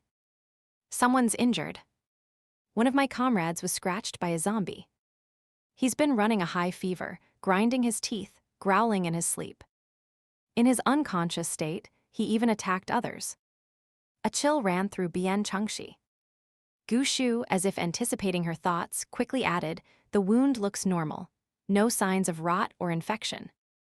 When I and 2 other comrades first awakened our abilities, we also went through a period of discomfort, so at first we didn't think much of it. But he hasn't woken up. Bian Changxi's expression turned serious. When was he scratched? The wound was shallow. He never mentioned it. He just suddenly collapsed. Judging from the timeline, it should have been around midnight last night. Around midnight. Bian Changxi inhaled sharply. Now she understood why Gu Shu was so desperate to uncover the secrets of crystal cores. He was searching for a way to save his comrade. Your comrade? She began. What is it? Gu Shu pressed urgently. Last night, around midnight, that was precisely the time when zombie toxins become active. I can't explain it clearly, but even if the wound looks clean, there's still a chance he's been infected with the virus. Her voice was grave. Has he already shown some zombie-like symptoms? Footsteps pounded. Then silence fell. Only heavy breathing and intermittent, beast-like growls remained. Bian Changxi had witnessed countless moments of life and death, but now she felt an unbearable weight in her chest. She struggled to recall her memories from her past life. It was difficult. Back then, her circumstances had been so dire that survival itself was a miracle. She hadn't paid much attention to those around her. Only later, when she'd grown closer to Chu Yi, that obsessive researcher, had she learned bits and pieces about the early days of the apocalypse. She couldn't remember encountering a case like Gu Shu's comrade. But she did know this. Not everyone bitten or scratched by a toxic zombie died or turned into a zombie. Some survived and even gained unique abilities. But such cases were extremely rare. Lin Rongrong had quietly approached, whispering, "Is there really no other way?" Bian Changxi shook her head, then turned to Gu Shu. Don't give up too soon. Usually, zombification happens quickly. The fact that your comrade is lingering like this means his body's healthy systems are fighting the virus. Maybe, just maybe, he'll pull through. Suddenly, it hit her. She gasped, Do you have anyone with a wood-type ability on your side? Gu Shu's eyes lit up. What would a wood-type do? He turned and called out, Xiao Yun, go find out. There was once a powerful wood-type healer. But she caught herself, nearly revealing too much. She silently scolded herself for getting so worked up. But truthfully, she did care. Having lived through 7 years of the apocalypse, she had grown numb to human suffering. Yet at the same time, she understood more than most how fragile and precious life was. That feeling of being pulled back from the brink of death, whether experienced firsthand or witnessed, was indescribable. It felt like a gift from heaven. Like a miracle of life. In her past life, she'd saved many dying patients with her healing wood-type ability. The sense of fulfillment it brought had filled her with warmth and light, until her powers were damaged, her progress stalled, and she was reduced from a revered healer to just another office drone. Lin Rongrong tugged at her arm. Gu Shu had already responded, his voice heavy. They didn't have a wood-type user. Terrible luck, Bian Changxi sighed inwardly. But then Gu Shu said, Miss Bian. You're wood-type, aren't you? Bian Changxi froze. You asked for the green core earlier. I also asked for the white one, she muttered silently, annoyed at how quickly Gu Shu's mind jumped from one thing to another. She'd have to watch her words carefully. I'm injured, and my ability is nearly depleted. I might not be very effective, but if you have no one else to turn to, I'll do my best. I can't promise results. The real problem, though, is how would I even get to you? The communicator has a GPS. I know your coordinates. You're not far. Can I come pick you up? Bian Changxi hung up, staring helplessly at the device in her hand. Lin Rongrong asked cautiously, "You don't want to go?" Bian Changxi sighed. I just don't have confidence. In her past life, she'd seen a high-level wood-type healer assist someone on the verge of zombification. That healer had been at least rank 6, only slightly below her peak strength. How could she possibly compare now? If she failed, wouldn't she earn Gu Shu's deep resentment?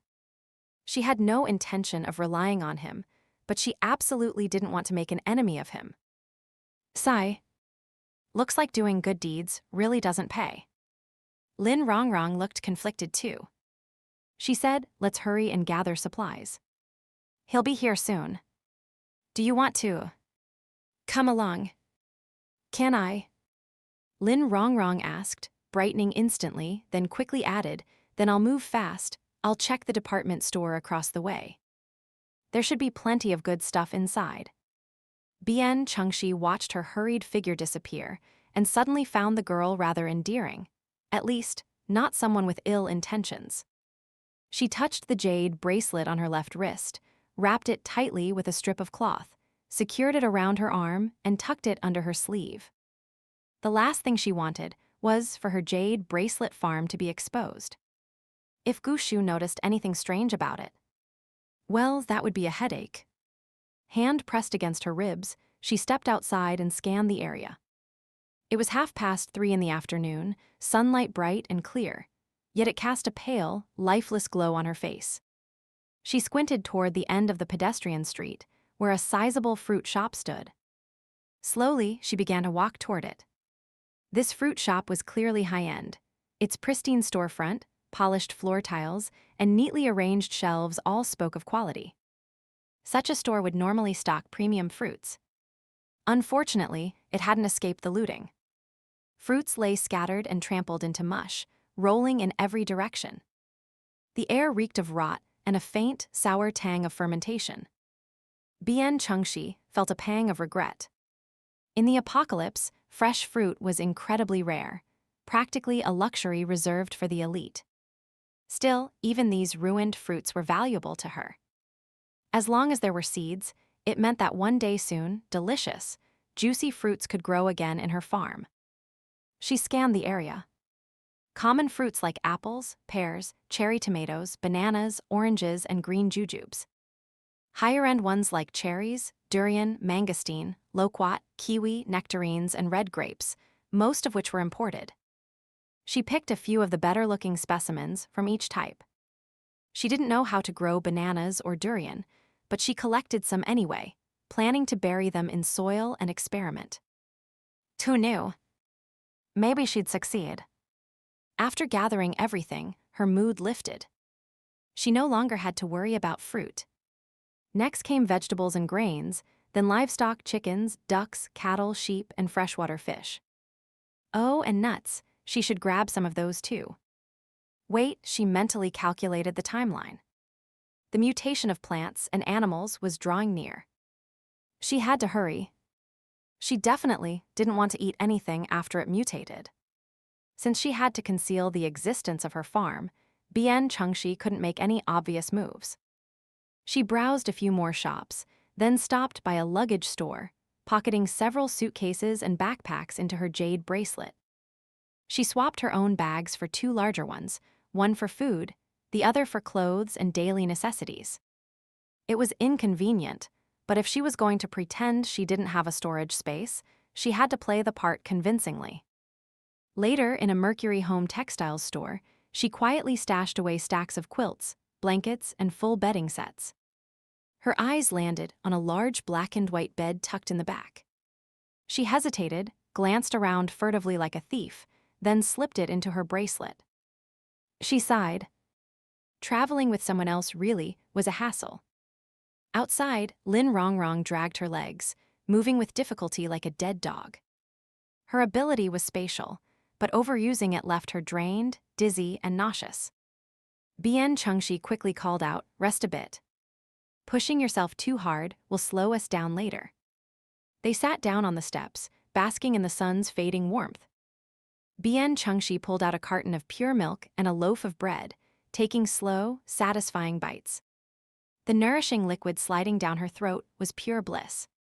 She loved these quiet moments after hard work, eating, drinking, resting. It made her feel alive, not just numb and surviving. If the sunlight were a little warmer, she might have dozed off. Lin Rongrong stared enviously. "Changxi, you've got so much food. Can I trade some of my stuff for yours?" Bian Changxi blinked. "You don't have any food." Lin Rongrong gave a bitter smile. "I escaped from the group before dawn. All I could think about was hiding and running. Luckily, I found this zombie-free zone, but I finished my last bread ages ago. Just 2 bottles of water left." Bian Changxi pushed her bag toward her. "Take what you need. Don't be shy. The person I was talking to is, at the Tesco not far from here. It's a big supermarket, plenty of food." Lin Rongrong's face lit up. With an embarrassed smile, she dove into the bag. Bian Changxi asked, "Why did you run away?" Lin Rongrong paused, then opened a can of 8 treasure porridge and gulped down half of it, cheeks puffed. She wiped her mouth, expression melancholy. "I have a space ability, right? But there was already a girl in the group who had one. Everyone treated her like gold. When I realized I had one too, I wanted to share the good news, to celebrate together. But..." She lowered her eyes, stirring the porridge gloomily. "I went to report to the team leader, but overheard them saying they had to secure that girl. Someone suggested the leader should. You know, claim her so she'd be bound to him forever. Another said she was too arrogant and her space wasn't even that big. Once they found someone better, they'd kick her out. These people are disgusting." Lin Rongrong spat angrily. "You know that girl. She was my classmate. I went to warn her, but she was actually proud of it. I asked her what she'd do if another space user showed up. And she..." Lin shivered. She couldn't fathom that cold, cruel expression on the face of someone who used to be so gentle and quiet. Bian Changxi nodded in understanding. "So you left them?" Lin Rongrong nodded. "I'd already been thinking about it. They're ruthless. Anyone weak gets bullied and used as zombie bait. Anyone strong gets flattered to death, but their eyes are full of jealousy and resentment, and their minds are full of schemes. The world's changed, and so have people. But how did it happen so fast? I only have a space ability, nothing else. What choice did I have but to run? Truthfully, with enough effort, space-type abilities could develop powerful skills, like instant teleportation for escape or space folding for devastating attacks. But the odds were slim. Still, Bian Changxi had no intention of sharing that with someone she'd just met. She tore open a packet of rural-style chicken leg and handed it over. "Eat this. It's filling." She chewed on a chicken wing and added, "Pretend you don't have a space. The person coming is Gushu. I'm not close to him either. You can act like you're ordinary, then decide later whether to reveal yourself. Is that okay? Decide for yourself. It's not just about hiding from them. There are probably plenty of others in that supermarket." Just then, her communicator beeped. She answered. Gushu's voice came through. "We're here." "Got it." Bian Changxi finished her last bite of bread, drained the milk, and stood up, brushing her hands. Lin Rongrong clenched her jaw and said, "All right, I'll act." Bian Changxi handed her the bag filled with clothes. "No time to prepare anything else. Use this for now." The moment Lin Rongrong took it, 2 figures appeared around the corner of the pedestrian street. The man in front had long, powerful limbs and a steady stride. His features were strikingly handsome, his sun-kissed bronze skin radiating masculinity. His gaze was upright, yet carried a cold edge, clearly a sharp, deep, and intimidating man. Lin Rongrong whispered in awe, talk about aura. Our school's so-called heartthrobs look like trash next to him. Bian Changxi squinted at the approaching figures. In her past life, she'd only visited Tungyang Base once or twice a year. Most of the time, she never saw him. When she did, it was usually just a distant side profile, aloof, imposing, standing apart from the crowd as if he existed in a world of his own. She suppressed the surge of emotion in her chest and let a small smile touch her lips. Now Gu Shu hadn't yet risen to power, while she possessed an ability, a space, an invaluable experience. And right now, he was the one seeking her help. Wasn't this the turning of fate's wheel? In the past, she'd never have dreamed their next meeting would unfold like this. Life's twists were truly unpredictable. She steadied her breath and looked up. Gu Shu had already strode up to her, holstering his gun. Their eyes met. His dark gaze held no distant coldness, but a subtle warmth, skillfully masking urgency with friendliness and humility. Miss Bian, thank you for waiting. I'm Gu Shu. This is my comrade, Xiao Yun. Xiao Yun, the mastermind behind that betrayal. Bian Changxi shifted her gaze to the handsome young man behind him. He had reigned in his usual rogue demeanor. Even his curious glance was carefully restrained, greeting her with politeness and restrained excitement. Bian Changxi. This is my classmate, Lin Rongrong. No time to waste, let's go. She could tell from their expressions just how desperate they were. Otherwise, they'd never be acting so courteous and eager to please. It was so unusual, it almost made her feel flattered. Well, fine. For that reason alone, she'd make sure to play her part well. Gu Shu didn't waste words. He picked up Bian Changxi's bag from the ground, slung it over his shoulder, and held out 4 green crystal cores. We don't get many attribute cores. Our squad only managed to collect 4. Bian Changxi looked at the faintly glowing green cores, her eyes brightening slightly. 4 is already a lot. That meant their team had cracked open about 200 zombie skulls in just one day. Without hesitation, she took them. She tucked 3 into her pocket and held one in her hand. After fighting a rank 2 zombie, even though she'd only used her vines twice, the ability consumption had been enormous. She needed to restore some of her energy on the way to Tesco, which was why she'd asked Gu Shu to bring the cores. Gu Shu watched as a soft green glow shimmered around her clenched fist, and her complexion improved almost instantly. A subtle ripple stirred in his heart. She moved with practiced ease. Let's go. Gu Shu took the lead, with Xiao Yun bringing up the rear. Both men carried submachine guns, their stances sharp and lethal. The 2 women walked side by side in the middle. Xiao Yun had offered to carry Lin Rongrong's bag, but she politely declined. She wasn't injured and didn't need special treatment. Are there a lot of zombies on the way? Bian Changxi asked. It's manageable from here, but it gets worse near the supermarket, Gu Shu said, scanning their surroundings. Don't worry. These things can't take a single bullet. As long as they don't swarm us, we'll be fine. Having guns really made a difference.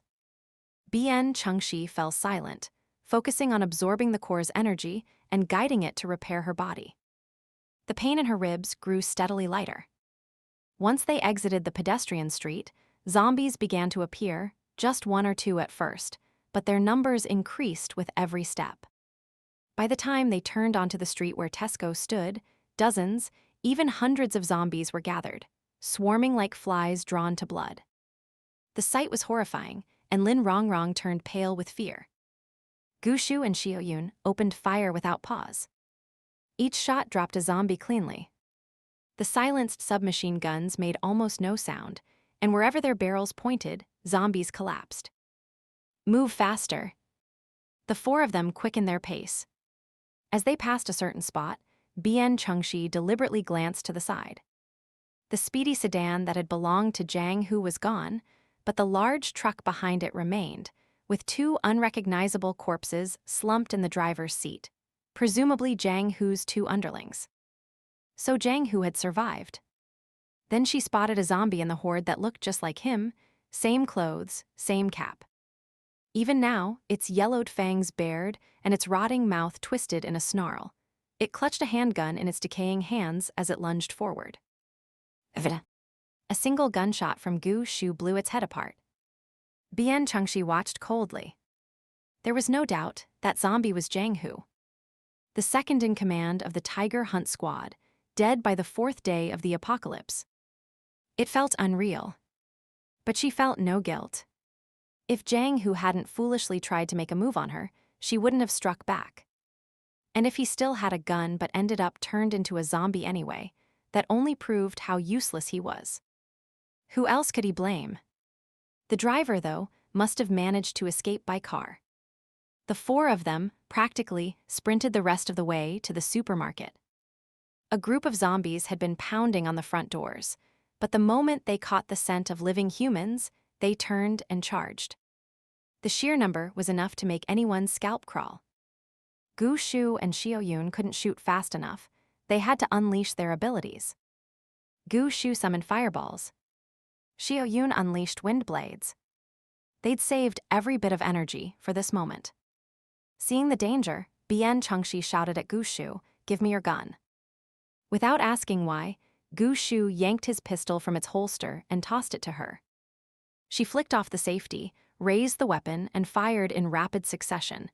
Bang, bang, bang, blowing apart the heads of the closest zombies. Brains and gore splattered everywhere. Each shot was deadly accurate. Xiaoyun let out a whistle. "Didn't know you were such a sharpshooter."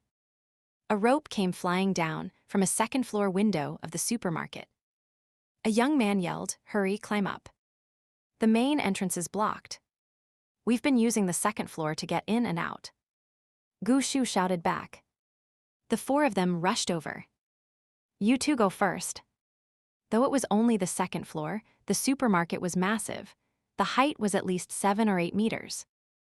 The glass walls were slick and offered no grip. Without someone above to pull them up, climbing would have been impossible. Bian Changxi turned, shot the nearest few zombies, and just as her magazine emptied, she grabbed the rope and called to Lin Rongrong, "You go first. But don't hesitate." Lin Rongrong quickly seized the rope. The man above shouted, "Hold tight." With 2 powerful arms, he hauled her up in seconds, pulled her through the window, then immediately tossed the rope back down. Gu Shu and Xiaoyun guarded Bian Changxi from behind as she wasted no time. She wrapped the rope twice around her palm and shouted upward, "I'm ready." The moment the words left her mouth, her body lifted. She kicked off the wall with her legs, and in less than 2 seconds, she was scaling the rope. The man at the window caught her arm and easily pulled her inside. Next, Xiaoyun scrambled up the rope like a monkey, swift and agile. But Gu Shu, still on the ground, was nearly surrounded.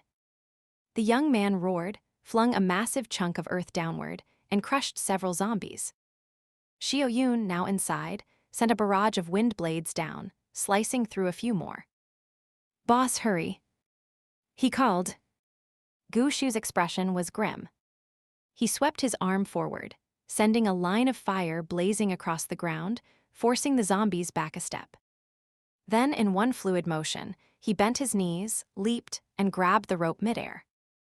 A powerful kick off the wall gave him extra momentum, and in one leap, he landed on the windowsill. The people watching from inside quickly stepped back to let him in. Bian Changxi and Lin Rongrong exchanged glances. These guys were something else. Once everyone was safe, the young man grinned.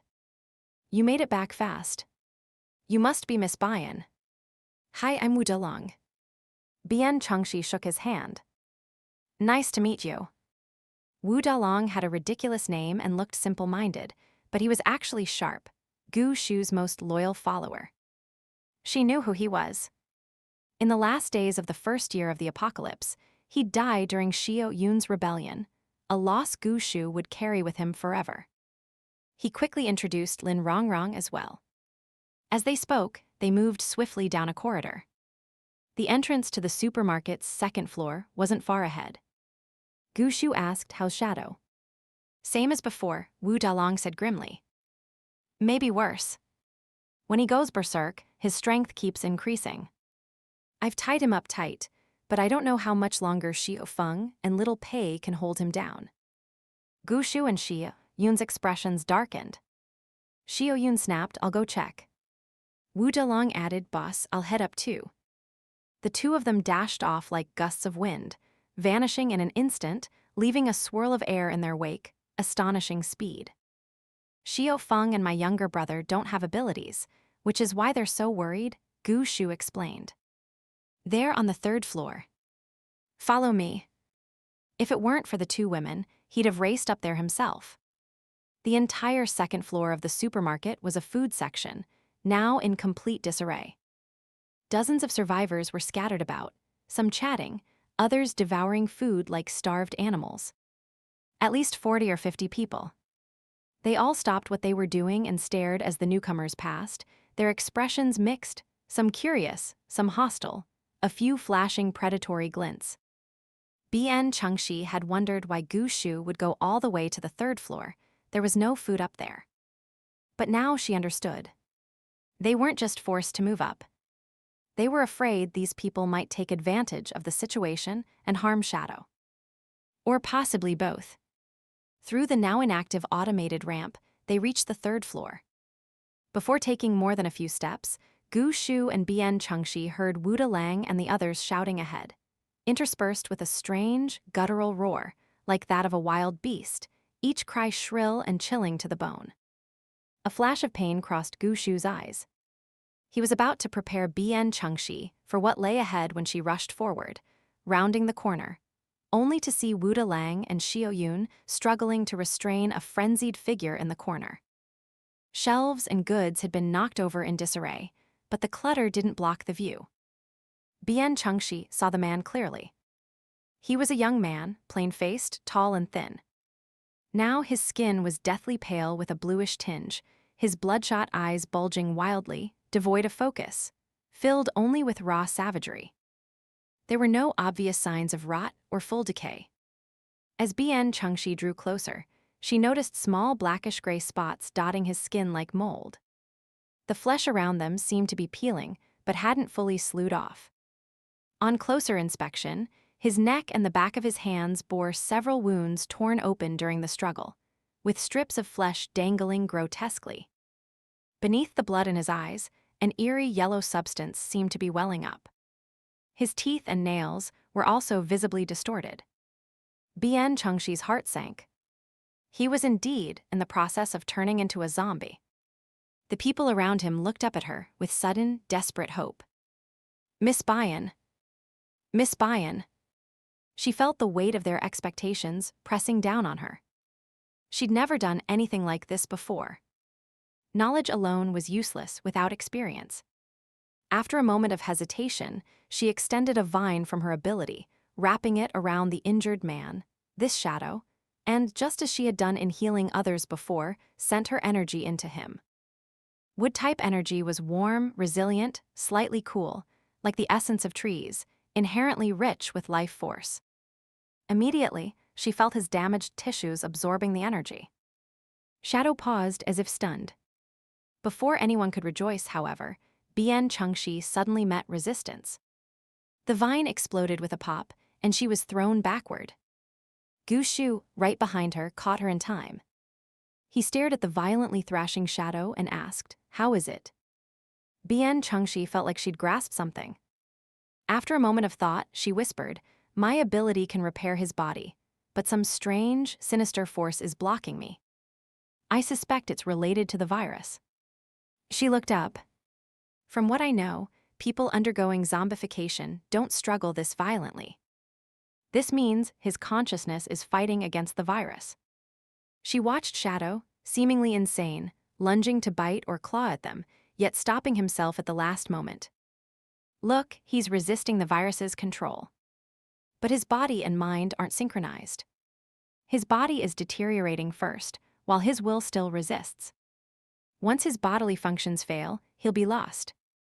This insight was her own realization, nearly identical to what a powerful wood-type expert from her past life had once said. She was confident in her judgment, but she had no idea what would come next. She turned to Gushu. I still think we should heal his body and give him energy. The rest is up to him. But the problem is, if his body recovers, he might go even more berserk. Can you handle that? In Gushu's team, aside from Shadow, only 3 had abilities. The 2 ordinary people could only stand aside. Neither Bian Changxi nor Lin Rongrong could fight, and there were still many lurking threats below. The situation was precarious. Gushu exchanged glances with his teammates. Without hesitation, he said, "Do as you said." Then hold him down and expose the wound the zombie gave him. He told Xiao Feng, Gu Pei, and Lin Rongrong to stay back, replaced Xiao Yun, who shifted to guard against threats from below, and joined the immensely strong Wuda Lang in pinning Shadow face down. On the back of his neck was a narrow wound, already rotting deep into the flesh. Bian Changxi didn't waste words. Kneeling beside him, she pressed a half-digested green crystal core onto the wound, driving her energy into it. Once again, she met resistance. Gritting her teeth, she summoned all her ability and forced the energy through in one powerful surge. Shadow convulsed violently, then began struggling with even greater strength, letting out guttural roars. Bian Changxi felt her energy being drained rapidly. She quickly retracted her own, redirecting only the core's energy into the wound, while gripping a fresh core in her other hand, ready. In barely half a minute, the first core shattered into dust. Both Bian Changxi and Gushu were stunned. At this rate, 4 cores wouldn't last long. She quickly pressed the new core onto the wound. 3 minutes later, it too dimmed and crumbled. Without a word, she placed the 3rd, then the 4th. The cores were vanishing fast, but the effect was clear. The grayish-blue hue beneath Shadow's skin faded, the mold-like spots disappeared, and his loose, sagging flesh tightened and regained a healthy luster. His roars shifted from monstrous growls to those of a normal man screaming in agony. Gushu and Wuda Lang, pinning him down, felt another change. Shadow's strength was steadily increasing. They had to throw their entire bodies against him, locking his limbs down completely, their faces flushed red with effort. The 4th core lasted longer. It seemed Shadow's body was nearing saturation, absorbing energy more slowly. Time passed. Night fell. The supermarket without power was already dim, now nearly pitch black. The 2nd and 3rd floors were silent, almost deathly still. Outside, the zombies' howls and pounding against the doors grew louder, more frenzied. Each impact made the entire building tremble. Bian Changxi remained frozen in position, her body rigid, her breath growing ragged. She realized she wasn't just healing Shadow. Her wood energy, once inside him, was being partially used for repair, but mostly entangled by another force. She sensed tiny, dark entities, like sesame seeds, countless and elusive, darting unpredictably, cunning and relentless. They devoured Shadow's body, consumed his biological energy, and strived to integrate into every cell, like malicious, intelligent spirits carving out territory within him. When her energy entered, they turned on her, engaging in a silent war. This is the zombie virus. She even had a chilling thought. If she faltered even slightly, the virus might trace her wood energy back into her own body and multiply like a parasite, spreading and destroying from within. The idea sent a shiver through her. She became even more cautious.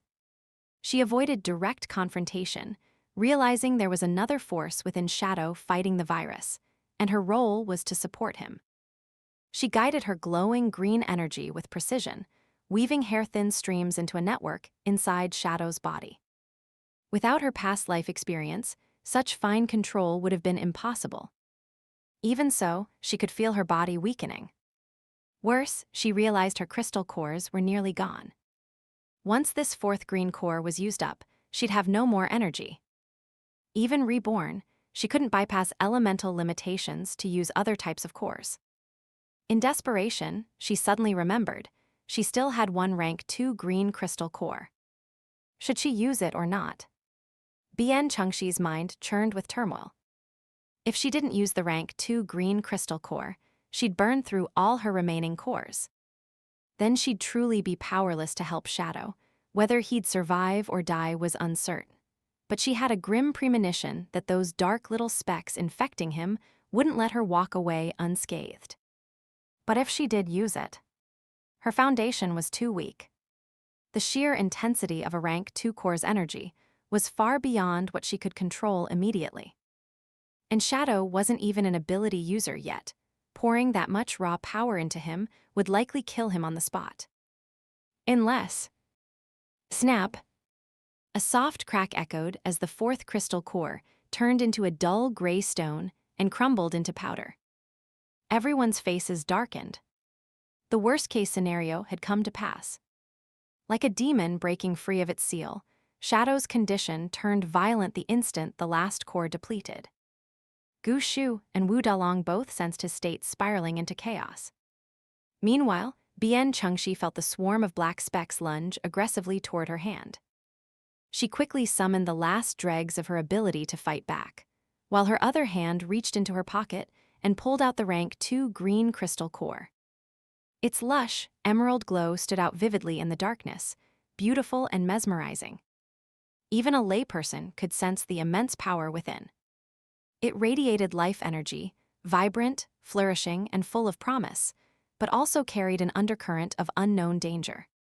Gu Shu, who had been briefed by Bian Changxi before, immediately recognized it as a rank 2 core. He stared at her face, softly illuminated by the green light, and seemed to want to say something. But he swallowed his words, his usually sharp features tightening with tension. No matter how this ended, he would owe Bian Changxi a tremendous debt. But Bian Changxi wasn't thinking about gratitude. If Shadow died, she knew Gu Shu and the others would harbor resentment toward her. At this point, one step forward meant earning their eternal gratitude, while one step back meant earning their enmity. Besides, she refused to let her efforts go to waste, and she absolutely wouldn't bow to those vile, unknown black specks. Gritting her teeth, she clenched the core tightly in her palm. Crystal cores contain dense, impure energy. To put it mystically, ability users had to refine this energy within their bodies, purifying and taming it for their own use. Shadow couldn't handle rank 2 energy directly. But what if she acted as a filter, channeling and smoothing the energy before passing it to him? That could make all the difference. The theory was sound, but when Bian Changxi held her breath and tried to pull the core's energy into her body, a colossal force surged in without mercy. Like floodwaters bursting through a dam, impossible to stop. Her mind rang with a deafening whoosh. Her entire being felt swept away by a blinding tide. She saw nothing. Her pain magnified to unbearable levels. If she were to describe it, using the old martial arts system from novels, her ability energy normally flowed through specific meridians. Now, this foreign energy was so violent and overwhelming that it tore through those pathways, forcibly expanding and shredding them. She felt like she was being torn apart, each cell screaming. She could have vomited blood with a single breath. Panic struck her, she'd underestimated it. At this rate, her ability would suffer irreversible damage, just like in her past life. Gu Shu and Wu Dalong watched in horror as her body trembled violently. The core in her right hand blazed with green light, and as if conducting electricity, the hand pressed against Shadow's neck also flared bright. Shadow let out a muffled groan and convulsed violently. But it didn't stop there. Something on Bian Changxi's left wrist began to vibrate, buzzing twice before. In an instant, her sleeve ripped apart with a shred. A white, ring-shaped object floated above her slender wrist, spinning rapidly. Gu Shu and Wu Dalong stared in shock. Gu Shu, sensitive to energy fluctuations, felt a massive surge being drawn into the object. But before he could analyze it, the item flared blindingly white, and then exploded with a bang. Bian Changxi was thrown violently to the side. When she opened her eyes, she stared blankly at the shattered fragments of jade bangle strewn across the ground, as if she couldn't comprehend what had just happened. From a distance, Lin Rongrong and the others, who had been waiting anxiously, saw the commotion and rushed over with flashlights.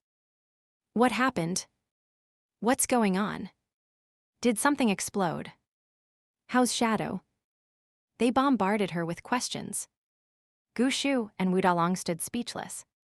Bian Changxi silently picked up a broken piece of the bangle, examined it, then wordlessly began gathering the other fragments. Her silence was unsettling. Lin Rongrong, not knowing what had occurred, nervously shone her flashlight to help collect the pieces. The others focused on Shadow. Seeing he'd stopped convulsing, Xiaoyun exclaimed, "Is Shadow okay?" But as he leaned closer, he realized something was wrong. He pressed 2 fingers to Shadow's neck and turned pale. No pulse. What? Gu Shu checked immediately. His face turned ashen. The others rushed over to verify, each growing stunned in turn. How could this happen? He was just a moment ago, he was getting better. What exactly went wrong? Xiaoyun's face flushed red with rage as he screamed at Bian Changxi, "What did you do to Shadow?" Wu Dalong and Xiao Feng quickly flipped Shadow over and began emergency resuscitation. Gu Shu stepped back, motionless, his jaw clenched and lips pressed into a thin line. His hands gripped so tightly they cracked. He couldn't accept it, but the truth was undeniable. They'd all seen enough death to know when someone was truly gone. Shadow was dead. Just like that. Still, Gu Shu held onto his composure and snapped coldly at Xiaoyun. "Xiaoyun, shut up." Miss Bian did everything she could. Everything she could. He was improving. He was getting better, and now he's dead. Is this what doing everything looks like? Xiaoyun shot back. Lin Rongrong, picking up bangle fragments nearby, snapped at his words. She marched over and shoved Xiaoyun hard. What's your problem? This guy was practically already dead. If it weren't for Changxi, he'd have turned into a monster long ago. Who knows why he suddenly died? Do you think Changxi wanted this?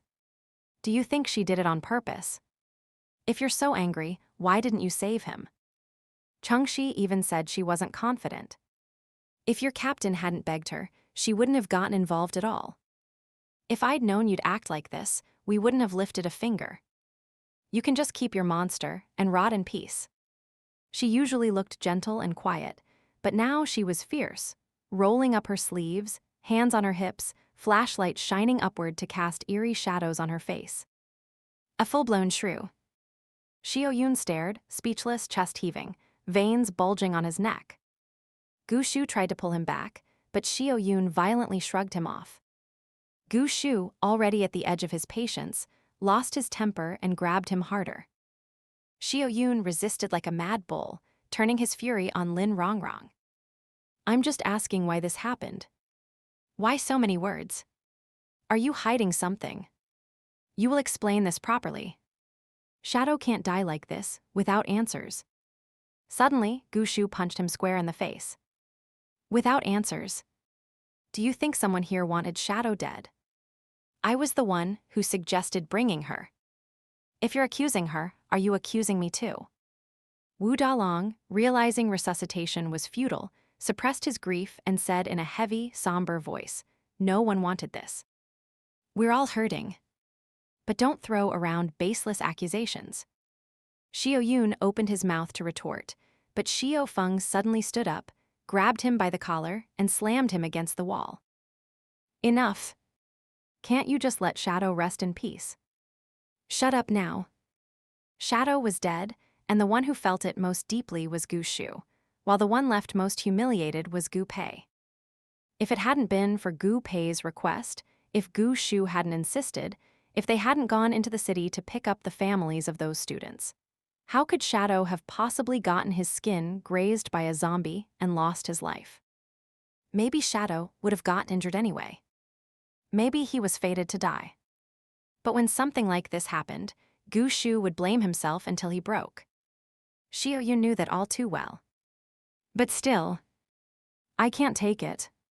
Brother, how did it come to this? Shadow, he grabbed his hair and slid down the wall, repeatedly banging the back of his head against it. Their team had been through missions together, faced life and death side by side. Over the years, some had died, others had left, only 5 remained, bonded like brothers. Xiaoyun was the youngest, the one most looked after. Shadow had always been quiet, but thoughtful and attentive, the type who instinctively cared for others. The remaining 4 loved him just as much as they loved each other. Losing him was like having flesh carved from their hearts, pain beyond words. Xiao Feng turned his head away. The supermarket was suffocatingly silent. No one spoke. Everyone clenched their jaws, eyes red-rimmed and burning.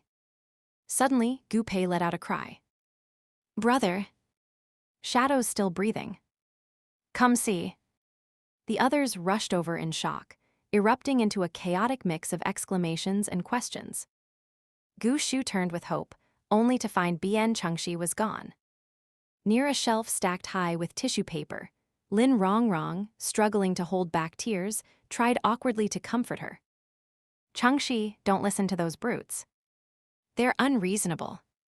His death isn't your fault." Before she could finish, cheers of "He's alive. He's alive" rang out from the other side. Lin Rongrong froze. He wasn't dead. They'd said he was dead, and now he wasn't. What a bunch of troublemakers. Now let's see what they have to say. Lin Rongrong shot a smug glance at Bian Changxi, only to find her expression unchanged, not showing the slightest hint of shock or joy. You knew all along." Bian Changxi quietly held the shattered pieces of the Jade Bracelet, then closed her hand around them. "I'd like to be alone for a moment."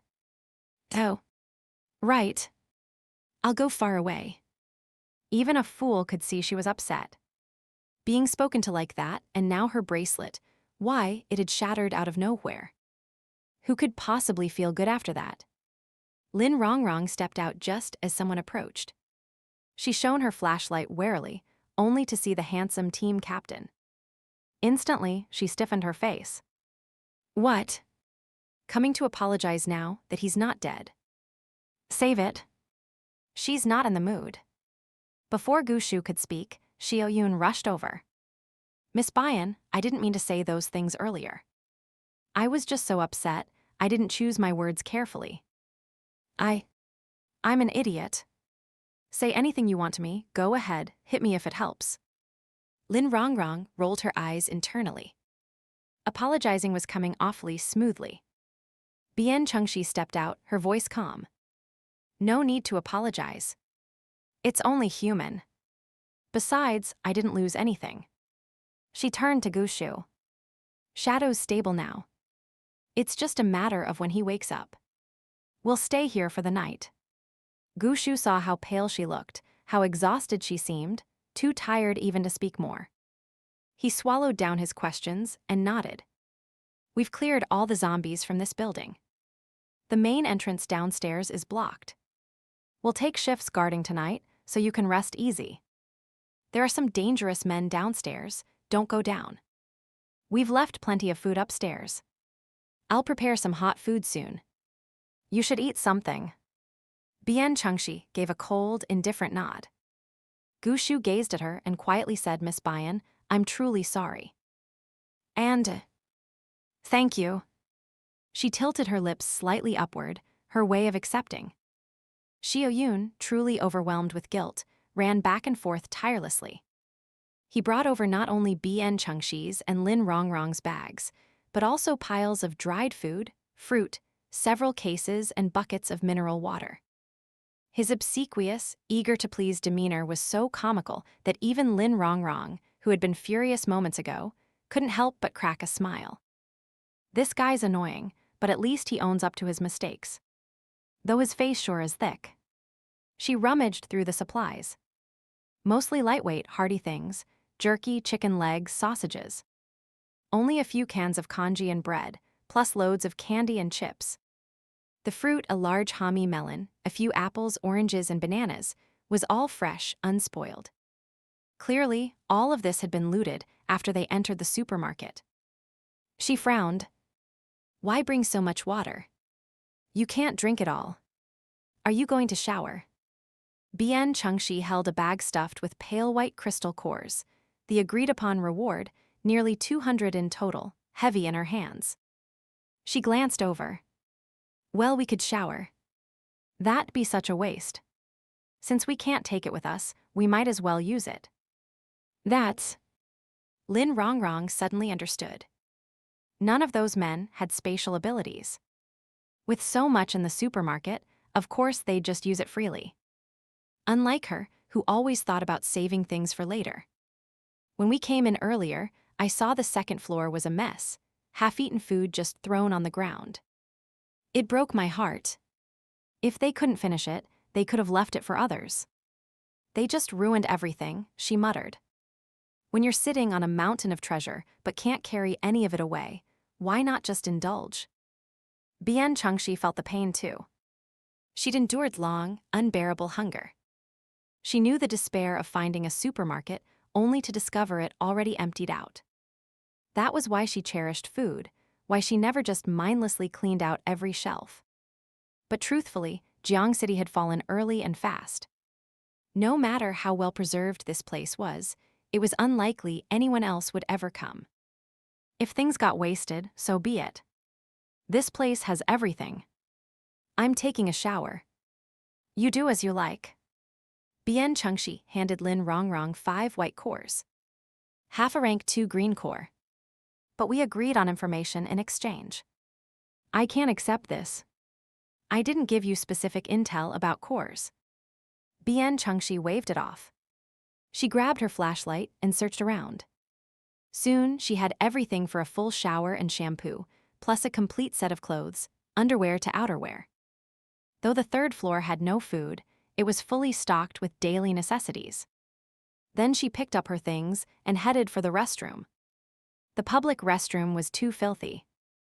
But the staff break room had one that was usable.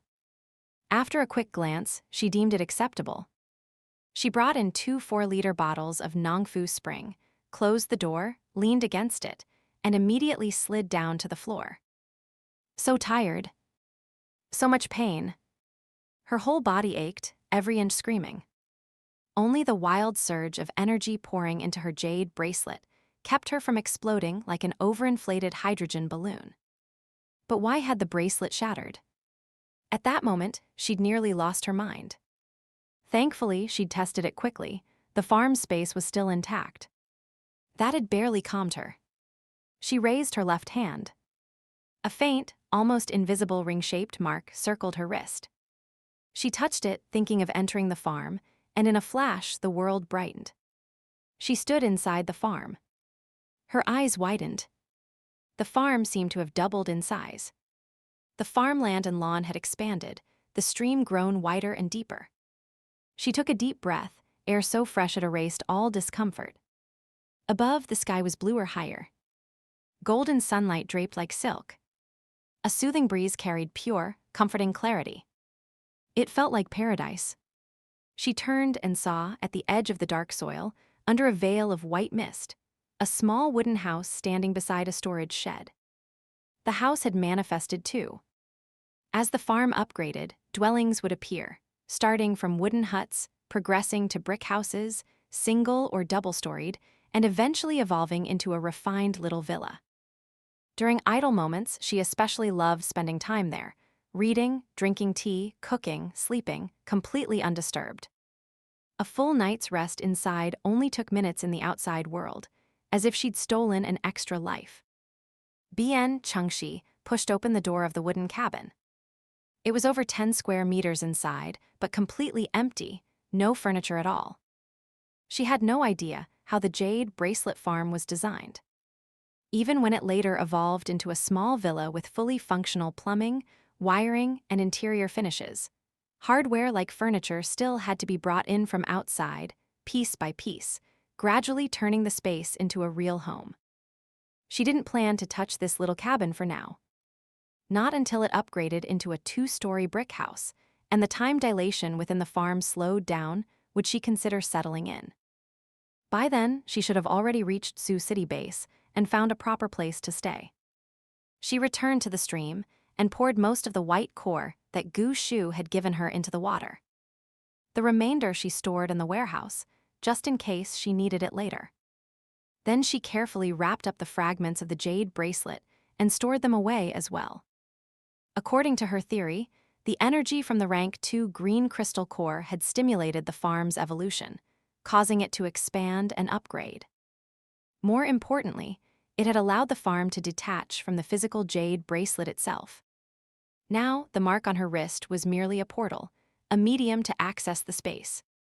If that was truly the case, it was nothing short of a blessing. From now on, she wouldn't have to worry about the bracelet breaking, being lost, or drawing suspicion. Honestly, she used to touch it every night before sleeping just to feel safe. After finishing all this, she estimated less than a minute had passed. But when she stepped out and checked the timer on the table, it showed 1 minute and 52 seconds had elapsed. She exhaled in relief. At the beginning, 1 minute inside the farm equaled 5 minutes outside. Now the ratio had improved dramatically. Still, as time dilation became harder to increase, she planned to start planting once internal and external time were nearly synchronized. Stepping back into the real world, the air felt stale and heavy. Fatigue and pain rushed back. She quickly took a shower, though washing up outside was inconvenient, leaving behind clear evidence of having bathed was essential. She couldn't afford any slip-ups, not even in the smallest details. After using up 2 buckets of mineral water, she returned to the farm and soaked in the stream, scrubbing herself clean and soothing her nerves. Then she dressed properly, towel-dried her hair, and walked out with damp strands still glistening. On the 3rd floor of the supermarket, several flashlights glowed in a corner. Gu Shu and the others were busy with their own tasks. 2 of them were actually cooking. Fragrant steam from pork ribs and rice drifted through the air, making her stomach growl. A few aisles away, Lin Rongrong had set up several lamps, cleared a space on the floor, and was laying out a few cotton mattresses to make a makeshift bed. Lin Rongrong was someone who never deprived herself when conditions allowed. Unlike rougher people who would just curl up anywhere for the night, she had standards. Probably worried about dirty clothes soiling the bedding, she wore a long, oversized nightgown and had her hair tied up. She first laid down 2 thick cotton pads, added a bamboo mat, then a thin blanket, and finally draped a light down comforter over the top. Tugging here, tucking there, she buzzed around like a little bee, completely absorbed in her work. When Bian Changxi walked out, she was in the middle of searching for a pillow. She didn't find one, but she did spot Bian Changxi. Excited, she pulled her over like she discovered treasure. "Changxi, look at this. What do you think? I heard it's going to get really cold tonight. We can't just sit awake all night, right? Besides a pillow, do we need anything else?" Bian Changxi replied calmly, "I'm not used to sleeping with others." "Oh, come on. The bed's big, and I don't move around much. I won't bother you. Oh, that bone soup smells amazing. I'll go eat in a bit. Gotta go take a shower now. Don't you dare set up another bed, okay?" With that, she grabbed 2 basins filled with clothes and lotion and rushed toward the restroom. Bian Changxi shook her head at her retreating figure. At first glance, Lin Rongrong seemed delicate and timid, and yes, she was a bit fearful. But she also had bursts of decisiveness and strength when it mattered. After spending just a few hours together, her true personality had already surfaced. Outgoing, bold, passionate, and full of opinions. Truthfully, Bian Changxi quite liked her. She finished drying her short hair and realized it really was getting cold. She wore a black tracksuit over a single t-shirt. Summer was coming, days would get hotter, and 2 layers would be the limit, but nights remained freezing just like now. She went to the clothing section and grabbed a thin-down jacket that hadn't been sold yet. Sitting on the mattress, she took out the rank 2 green crystal core, its color now faint and pale after being partially absorbed by the Jade Bracelet. She crossed her legs and began absorbing its energy, replenishing her depleted abilities and healing the damage inside her body. With less than 1/10 of its energy remaining, the core was no longer dangerous. As soon as the energy entered, her damaged meridians greedily absorbed it. A cool sensation spread through her body, followed by a warm, soothing flow. The emerald green energy moved along her pathways, thicker than before. She consciously guided it to nurture the injured tissue beneath her left rib. She estimated her abilities had improved. While not an official rank up like the farm, the boost was significant. She felt like she'd only been meditating for a short while when loud, chaotic noises reached her ears. Annoyed, she opened her eyes. Turns out, the people from the second floor, freezing cold, had come up to grab bedding and clothes. Well, she'd already absorbed nearly half the core's remaining energy. She put away the nearly depleted crystal. Everything in the supermarket belongs to everyone. Take what you need, but keep quiet. However, 3 rules. Don't touch anything already claimed, no fighting or snatching. Seriously, if you want to fight, go downstairs and brawl all you want. And finally, do not disturb this area. Xiaoyun approached with a group, pointing at Bian Changxi's bed and the surrounding space. His handsome face was stern and unyielding. Anyone who dares touch a single thing belonging to Miss Bian will know the consequences. With a wave of his hand, a wind blade cleanly sliced off the metal corner of a nearby shelf. Everyone froze in shock, quickly stammering that they wouldn't dare. Xiaoyun nodded and waved them away. Bian Changxi glanced up. There were at least 20 people. With only about 50 downstairs, that meant more than a third had come up all at once. Xiaoyun gave her a smile. Miss Bian, don't worry. They'll take what they need and leave. We've cooked a big pot of pork rib, yam, and rice soup. It'll be ready soon. You should come have some. You don't hit someone who smiles at you. Besides, while Bian Changxi held grudges, she wasn't petty enough to argue with people acting out of desperation. And with her farm and abilities both improved, she was in a good mood. She smiled back and nodded. Thanks for the trouble. Xiaoyun, receiving a smile from her, looked momentarily stunned, then scratched his head and walked off happily. Just then, Lin Rongrong emerged, looking refreshed, only to freeze at the sight of so many people scrambling like refugees, grabbing everything in sight. What's going on?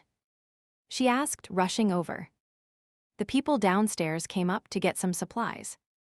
This isn't some supplies. Lin Rongrong snapped. Look at the mess they're making. Fine, take blankets, but why rip them out of their packaging and just toss them on the floor? Who even cares about packaging at a time like this? In an instant, the once tidy third floor had turned into a chaotic mess. Neatly stacked clothes, blankets, batteries, tissues, scattered everywhere, trampled underfoot. It was unbearable. Suddenly, her eyes lit up. She leaned close and whispered to Bian Changxi. They came up to take things. What if we go down and take some too? Downstairs. Bian Changxi hesitated slightly. Yeah, Lin Rongrong said excitedly. There's food downstairs, way more important than what we've got. That's exactly what I'm missing. With all the chaos and the darkness down there, if we're careful, we probably won't get caught. But you'll have to keep watch for me. She'd heard Gu Shu mention that there were quite a few dangerous people down below, and she didn't have the courage to go alone. The thought of her space being exposed, of being captured and turned into a walking storage unit, sent a chill crawling up the back of her neck. But the temptation of food was too strong to ignore. She couldn't keep relying on Bian Changxi forever. The supplies sent by Xiaoyun wouldn't last more than a few days, and she still had plenty of empty room in her space. If she missed this chance, who knew when another opportunity like this would come? To walk away from a supermarket, this huge would make her cry herself to death. Bian Changxi wavered.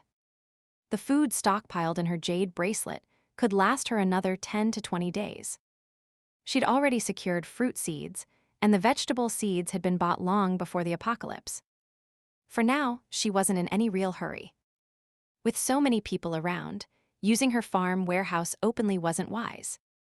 But if she didn't use it, what was the point of going down there to take a leisurely stroll? On the other hand, chances like this were rare.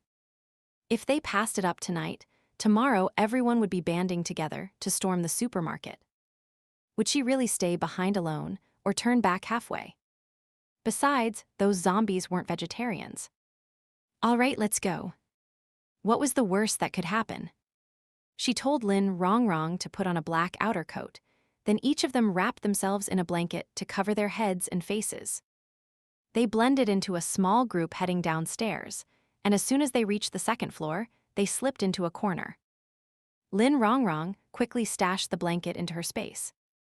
Luckily, evolved vision allowed them to make out shapes even in near-total darkness. Combined with dim light filtering down from the third floor and scattered lamps lit by people on the second floor, they could just about navigate. People on the second floor were scattered in isolated clusters, roughly divided into 3 main groups. They'd knocked over shelves to create barricades, marking and defending their own territories along with the food within. Everyone was talking, eating, making quite a racket. Neither Bian Changxi nor Lin Rongrong had ever been to this supermarket before, so they didn't know the layout. At a glance, most people were hoarding rice, noodles, bread, milk, and snacks. The produce and fresh meat sections were almost deserted. Which made sense. Without fire or electricity, raw food was hard to cook, carry, or store. A little bit was enough to tide someone over briefly. They crept closer. "You wait here," Bian Changxi whispered.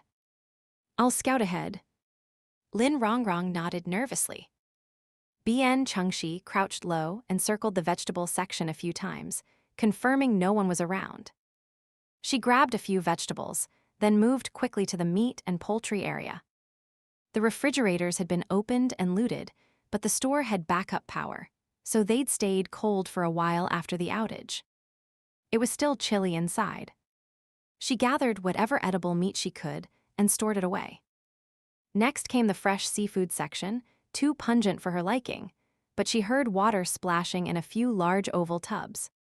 Peering closer, she spotted live fish and shrimp. She took the entire tubs, placing them directly onto her farm since live creatures couldn't be stored in the warehouse. She casually grabbed a few pickled vegetables, then moved to the egg and dairy section, collecting plenty of chicken eggs, duck eggs, and century eggs. The adjacent shelves held pickled mustard, cooking oil, and seasonings. She quietly pocketed some of those too. Further on were dried goods like shiitake mushrooms and wood ear fungus, valuable finds. But right next to the rice section, a few people were sitting and talking. "Leopard brother, those people upstairs are getting too arrogant," a man said. "You didn't see how smug Xiaoyun was earlier. They're ex-military, got heavy firepower, and 4 ability users." "Of course they're cocky," came a sly, rasping voice, likely Leopard brother himself. Then a younger man laughed, "Let them lead the charge tomorrow. The more capable they are, the easier it'll be for us." "Exactly. With hundreds of zombies down there, let's see how many of them die before they break through." A woman asked Boss, "Did you find out who that girl is? Did she really heal that zombie-bitten guy?" The young man replied, "She's a college student, a wood-type ability user. I went up to check. Shadow's actually sleeping like a normal person. Seems completely healed. Pretty amazing." Leopard brother took a drag from his cigarette and made the call. "We need to get that girl on our side. First, test her loyalty. If we can recruit her, great. If not, we keep her under watch. Can't let her help anyone else." They went on discussing plans to break out of the supermarket the next day. Bian Changxi slowly backed away, now fully aware of the situation. She returned to Lin Rongrong. Lin Rongrong whispered, "Is it okay?" "Yeah. The dark areas are all empty. But watch your step, there's a lot of trash on the ground." She carefully pointed out spots where tripping was likely. Lin Rongrong nodded gratefully. "All right, I'm going." Bian Changxi kept watch, her attention focused on Leopard Brothers group and their flickering light. If she hadn't misheard, the woman was Yang Xiaowen. Never expected her to have made it into the supermarket. That young man must be traveling with her. As for Leopard Brother, she didn't know who he was, but clearly they'd already set their sights on her.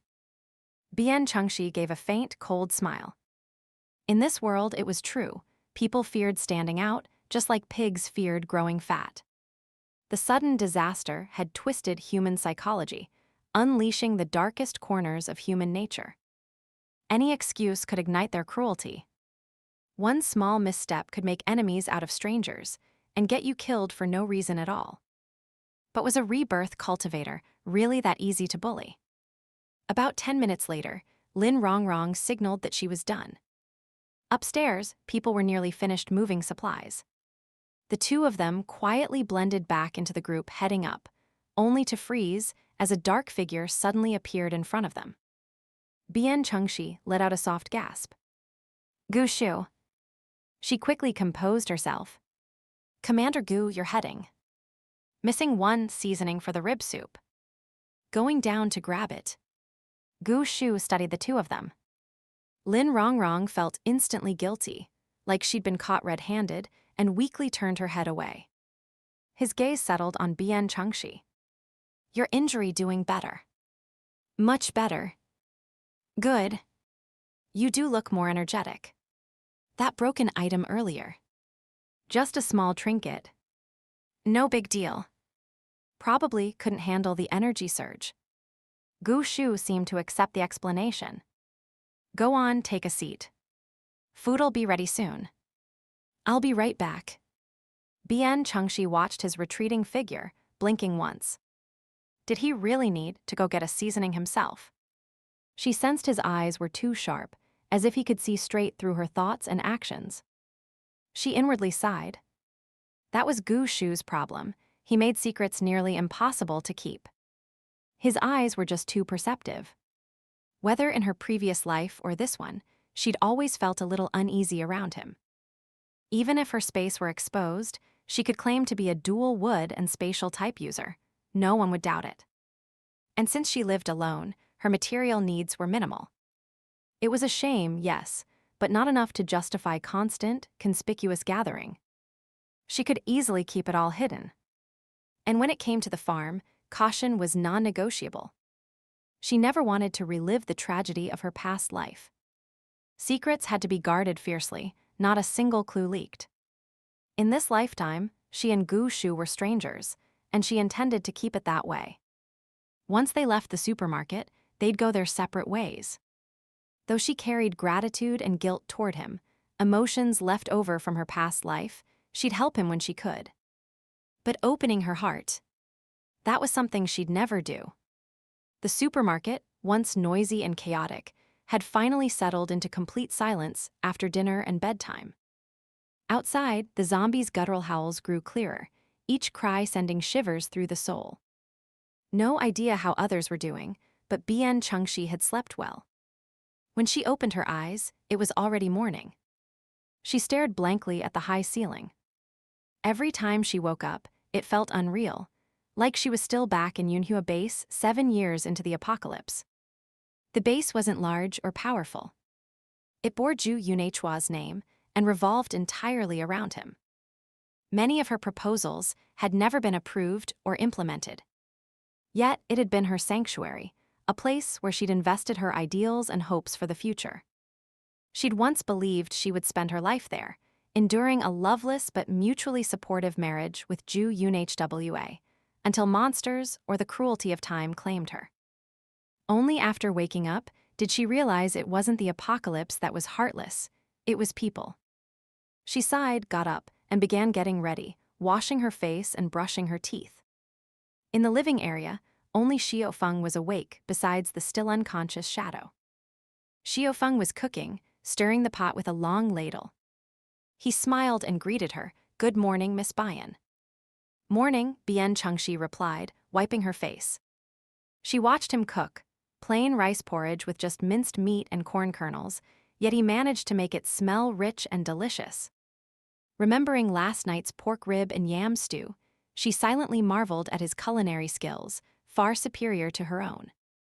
He used a modified induction cooker, powered by a bulky battery. There was no smoke or flame, only wisps of steam curling around him, accentuating his graceful movements and sharp features. Of the 5 people, Xiao Feng was the most refined-looking.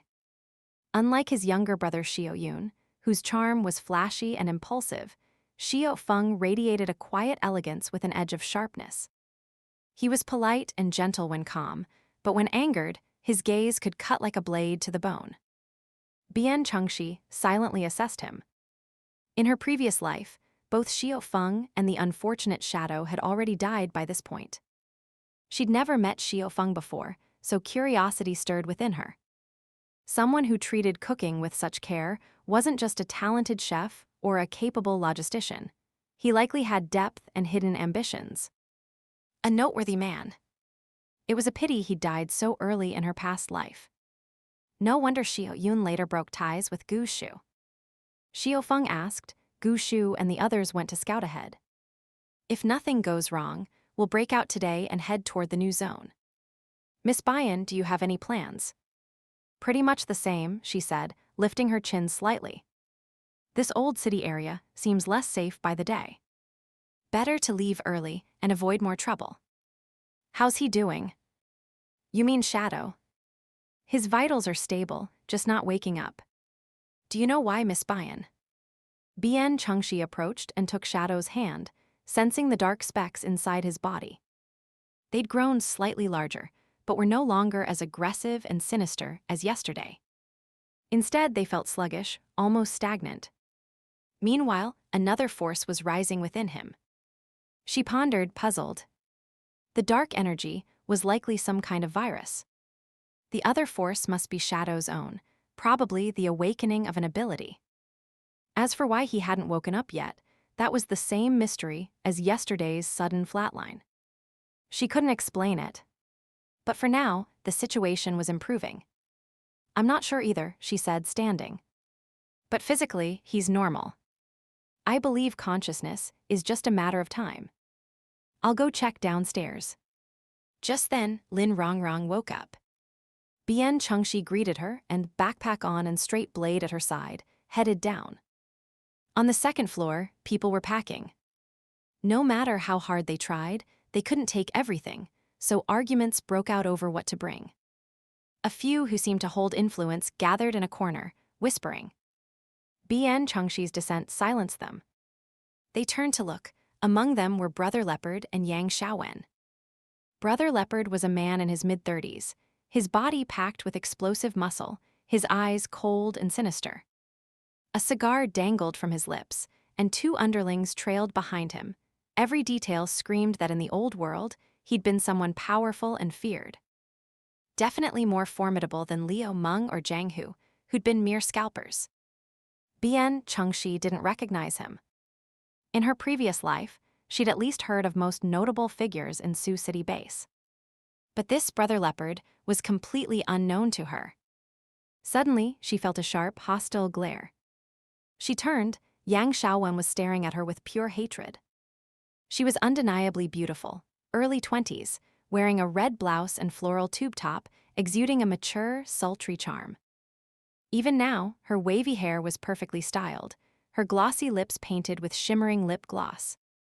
A young man beside her patted her shoulder, then stepped forward and smiled politely at Bian Changxi. Miss Bian. This was the one who last night had suggested Gu Shu take point, the one Yang Xiaowen called Big Brother. Bian Changxi feigned surprise. Have we met? Right outside the supermarket yesterday. You threw a lucky cat figurine at my sister. Bian Changxi pretended to recall. Oh, right. Someone shouted at me, called me insane. That was you, wasn't it?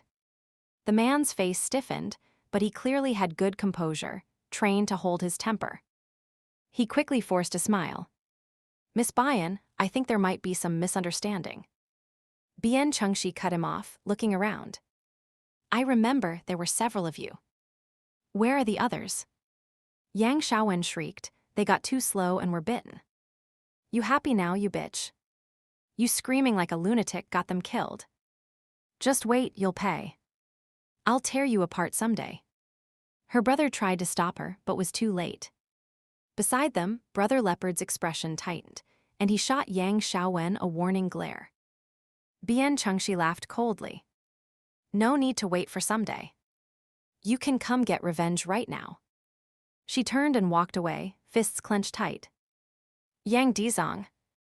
It really was him. The young man was Yang Dizong.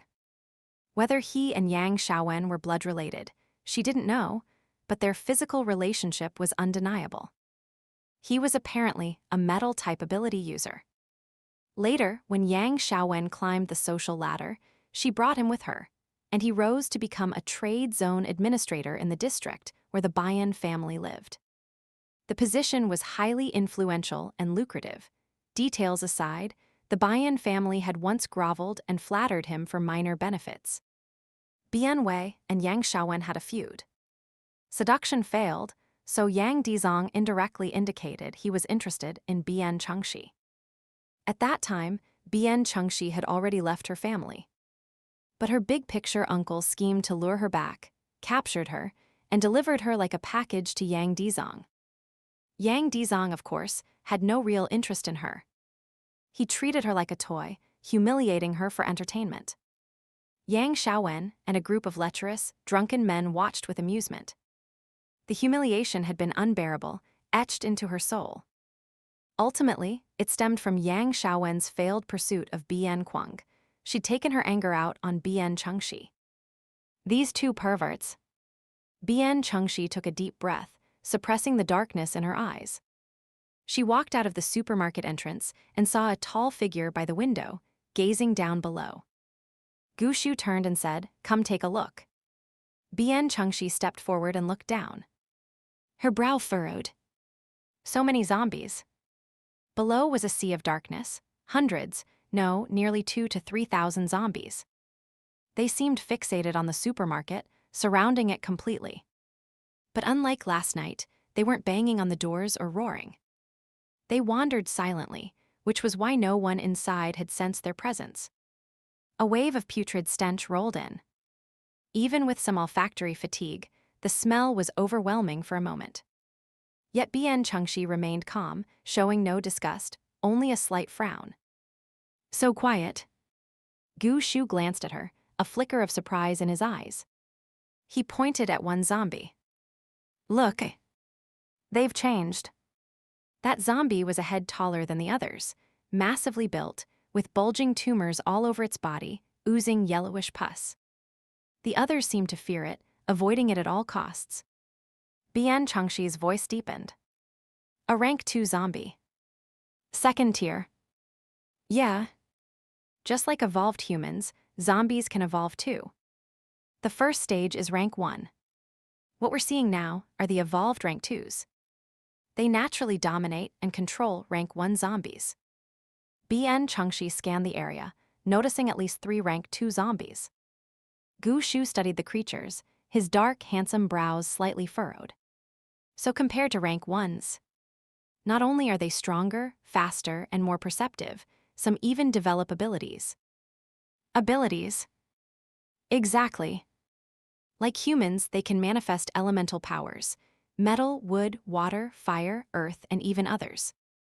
The one I ran into yesterday was ice type. Bian Changxi gave a wry smile. I nearly got killed. These guys aren't easy to deal with. Their intelligence increases too. I'd guess it was these rank 2s that gathered all these rank 1s and stopped them from rampaging mindlessly. But they do have one serious weakness.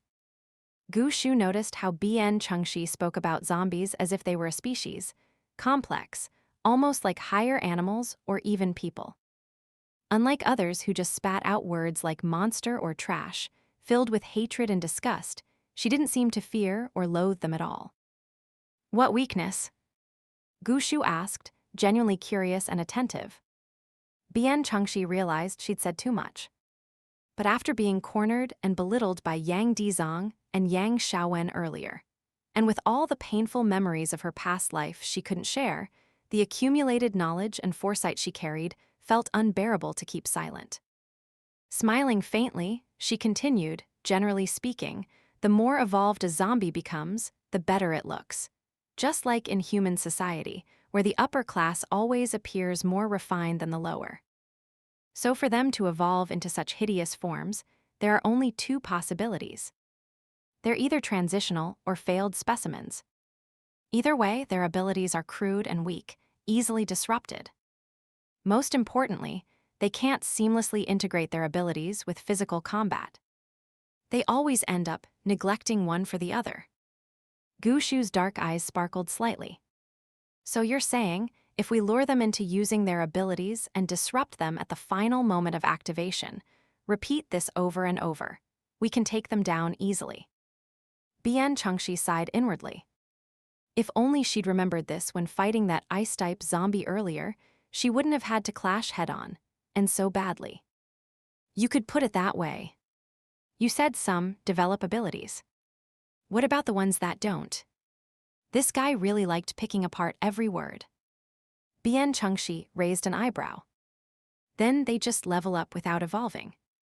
Those ones tend to grow more uniformly structured. Anyway, each type has its own challenges and flaws.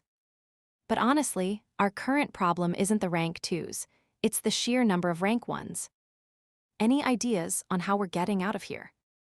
Instead of answering, Gu Shu gazed at her intently, then laughed softly. Miss Bian, you really know a lot. You said you wouldn't dig too deep, she replied, shifting her body slightly to reveal the hilt of the straight blade strapped to her back. Gu Shu lowered his eyes. I wouldn't dare. Just maintaining a friendly relationship with you is already the best advantage I could hope for. Bian Changxi paused, then chuckled. Such a businessman. Gu Captain. Gu Shu looked up. His expression cooled instantly. Bian Changxi followed his gaze. A group had emerged from the supermarket, led by a young man and an older woman who looked like his mother. The woman smiled fawningly. Gu Captain, you're discussing how to get out, aren't you? She glanced at Bian Changxi with disdain. But what can a little girl like her possibly understand? My Zhao Cheng has always been top of his class, knows so much. Let him give you some advice. And don't forget DZUA and Haito, they should help too, learn a thing or two. We can't just rely on you all, can we? She spoke as if she were in charge, pushing forward two young men behind her. Both looked uncomfortable. But DZUA clearly bristled at being told to just follow and learn, already made to seem inferior to Zhao Cheng. Eager to impress, Zhao Cheng quickly stepped forward. Exactly, Captain Gu. We may not have much strength, but we're college students, our brains still work. In times like these, we can't just sit around. Actually, last night, I wanted to talk to you about my ideas. Before he could finish, Haito quietly shrugged off the woman's hand and walked back to support an elderly man, saying softly, I, Chen Haito, don't have much knowledge.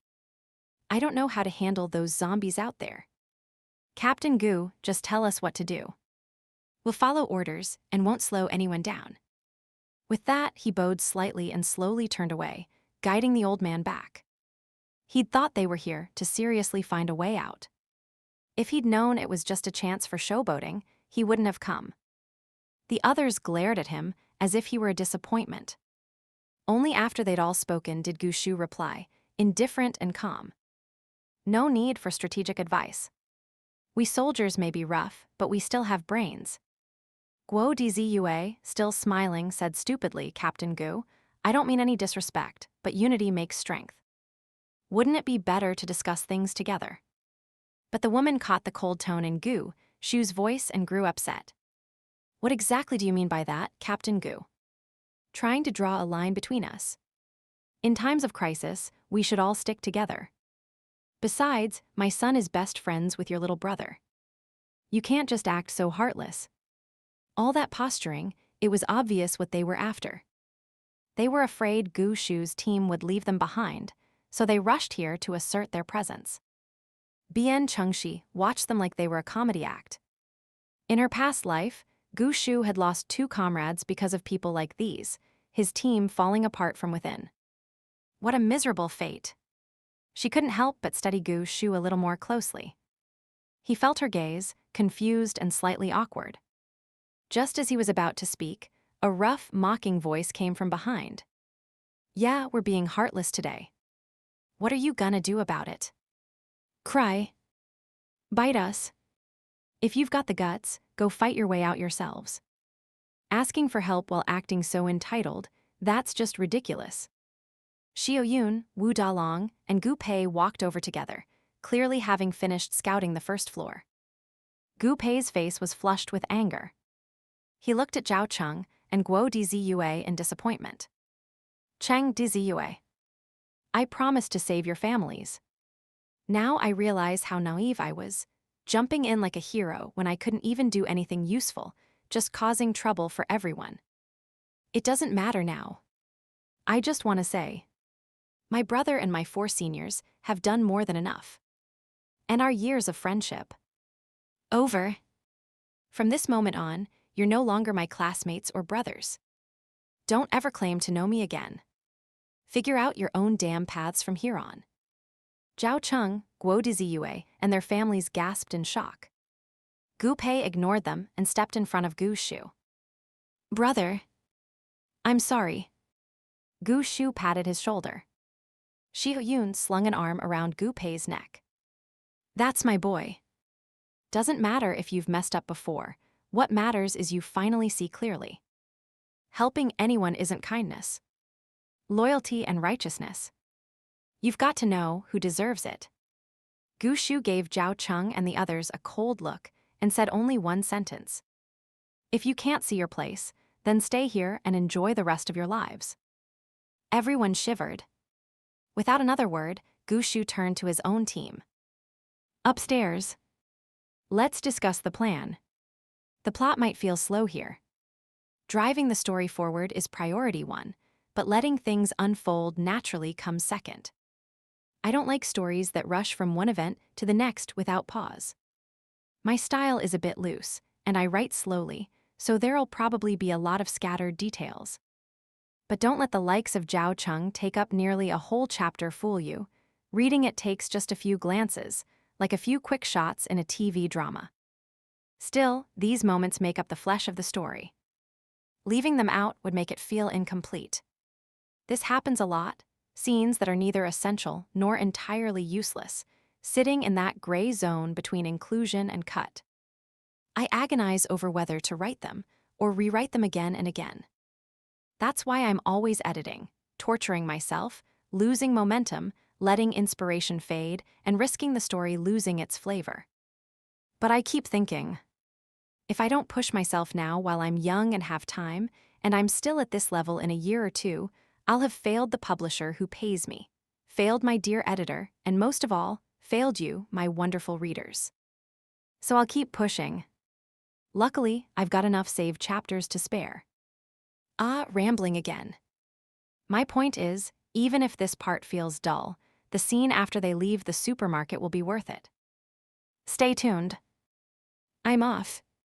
The group still wouldn't give up, pushing each other forward in a last-ditch effort to get involved. Xiaoyun smirked faintly. Honestly, you people don't think at all. No plan, no ability, just dead weight waiting to happen. Whether our boss gets angry or not, I can't say, but some of you might just get shot first. He shot a meaningful glance toward Brother Leopard's group. Zhao Cheng and the others turned pale. Most of them were students, housewives, or ordinary office workers, lacking physical fitness, none with any kind of ability. They'd long been looked down on by the burly men from the supermarket. Once they left the building, if anything went wrong and Gu Shu didn't protect them, they knew those men might not spare them. Truthfully, the whole act they'd put on earlier was just to show the others how close they were to Gu Shu and his team. But now, their pride had been slapped down hard. Resentment simmered toward Gu Shu, yet fear held them back. No matter how bitter they felt, they could only shrink into silence. As they left, someone muttered, "Who do they think they are? Acting so high and mighty." Gu Shu and his companions heard it but didn't react, too indifferent to care. Back on the 3rd floor, they exchanged information.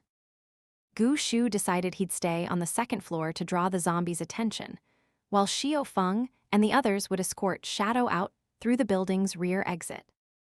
Xiao Feng voiced his concern. If a rank 2 zombie is in control, the others won't be easy to fool. Xiaoyun saw it, there are zombies behind us too. Can you really lure them all away by yourself? And doing this alone is far too dangerous. Xiaoyun waved a hand dismissively. Who said I'm doing it alone? Downstairs, they're all eager to follow us and reap the benefits. No way. If they want the reward, half should go forward, the other half fight their way out with us. Xiao Feng looked helplessly at his younger brother, only 1 year his junior. Did he really not understand the risk? Gu Pei shook his head. Having those people around would only complicate things. Brother, you'll be facing zombies alone, and if someone betrays you. He turned to Gushu. Bro, let me stay with you. I don't have an ability, but you taught me how to shoot. I can handle zombies. See?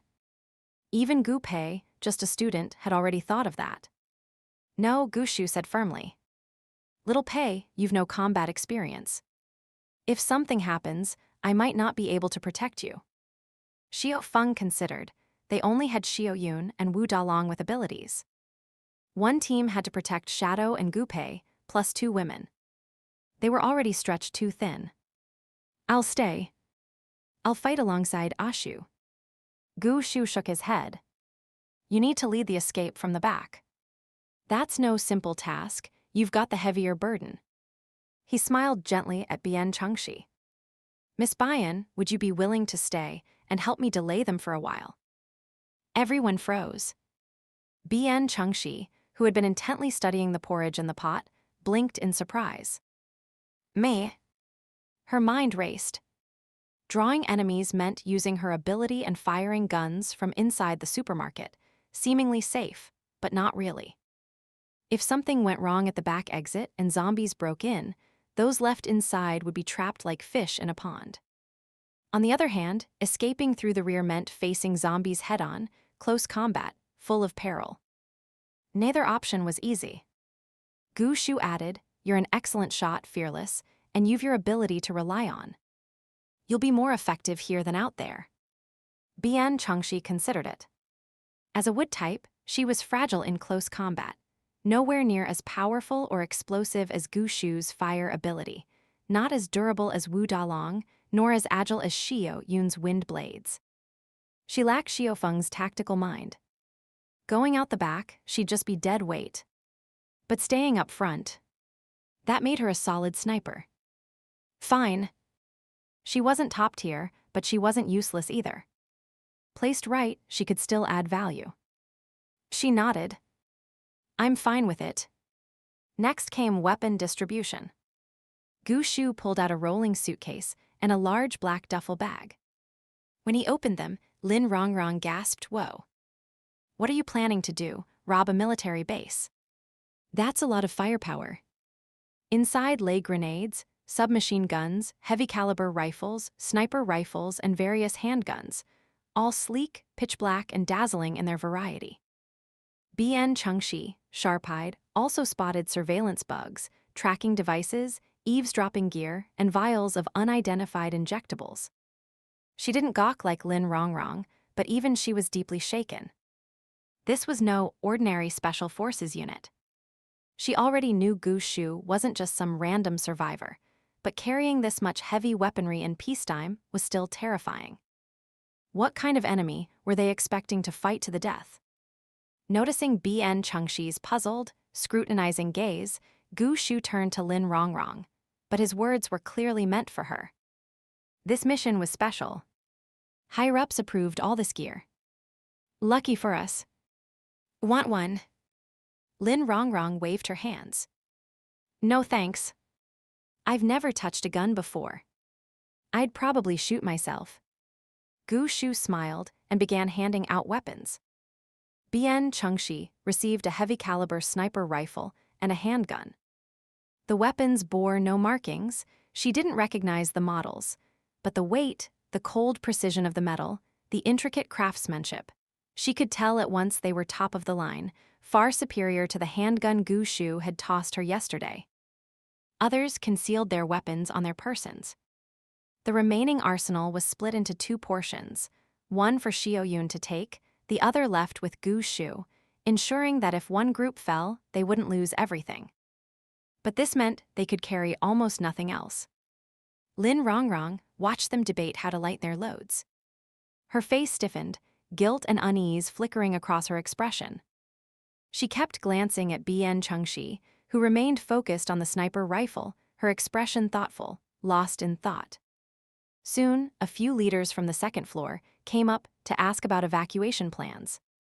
After Zhao Cheng's humiliating failure, their attitude had improved.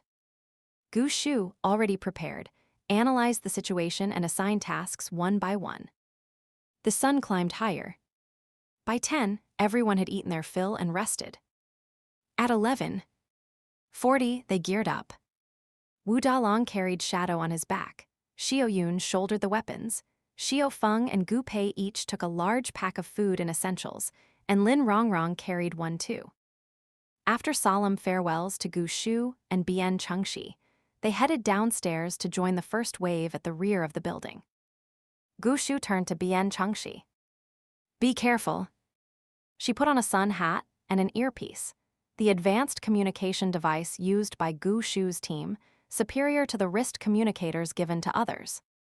The two channels had been synced to the same frequency. She looked at him as if about to say something, then thought better of it. She nodded, picked up her sniper rifle and bag, and climbed to the rooftop. Gu Shu watched her vanish into the stairwell, then turned and went down to the second floor, where 8 people awaited him. 3 minutes later, all 58 members of the group were in position. The weather was perfect, thin clouds drifting, the sun blazing down, reflecting off concrete and glass with blinding intensity. Bian Changxi lay half-propped on the rooftop, her back burning from the heat. She held the sniper's ideal stance Gu Shu had taught her, her right eye pressed to the scope, crosshairs fixed on the shoulder of an especially grotesque rank 2 zombie. Her finger rested lightly on the trigger. Through the earpiece came Gu Shu's calm, commanding voice. "Ready. Fire." Bian Changxi gently squeezed the trigger. The rifle kicked back. A bullet screamed through the air, and in the same instant, the zombie's right shoulder exploded. The creature was thrown backward, shrieking in agony, its wail piercing the sky. "Changxi, keep firing." Everyone opened fire. On the second floor, gunfire erupted in rapid bursts. One after another, rank 1 zombies collapsed. Bian Changxi stayed focused, aimed at a second zombie, and pulled the trigger again.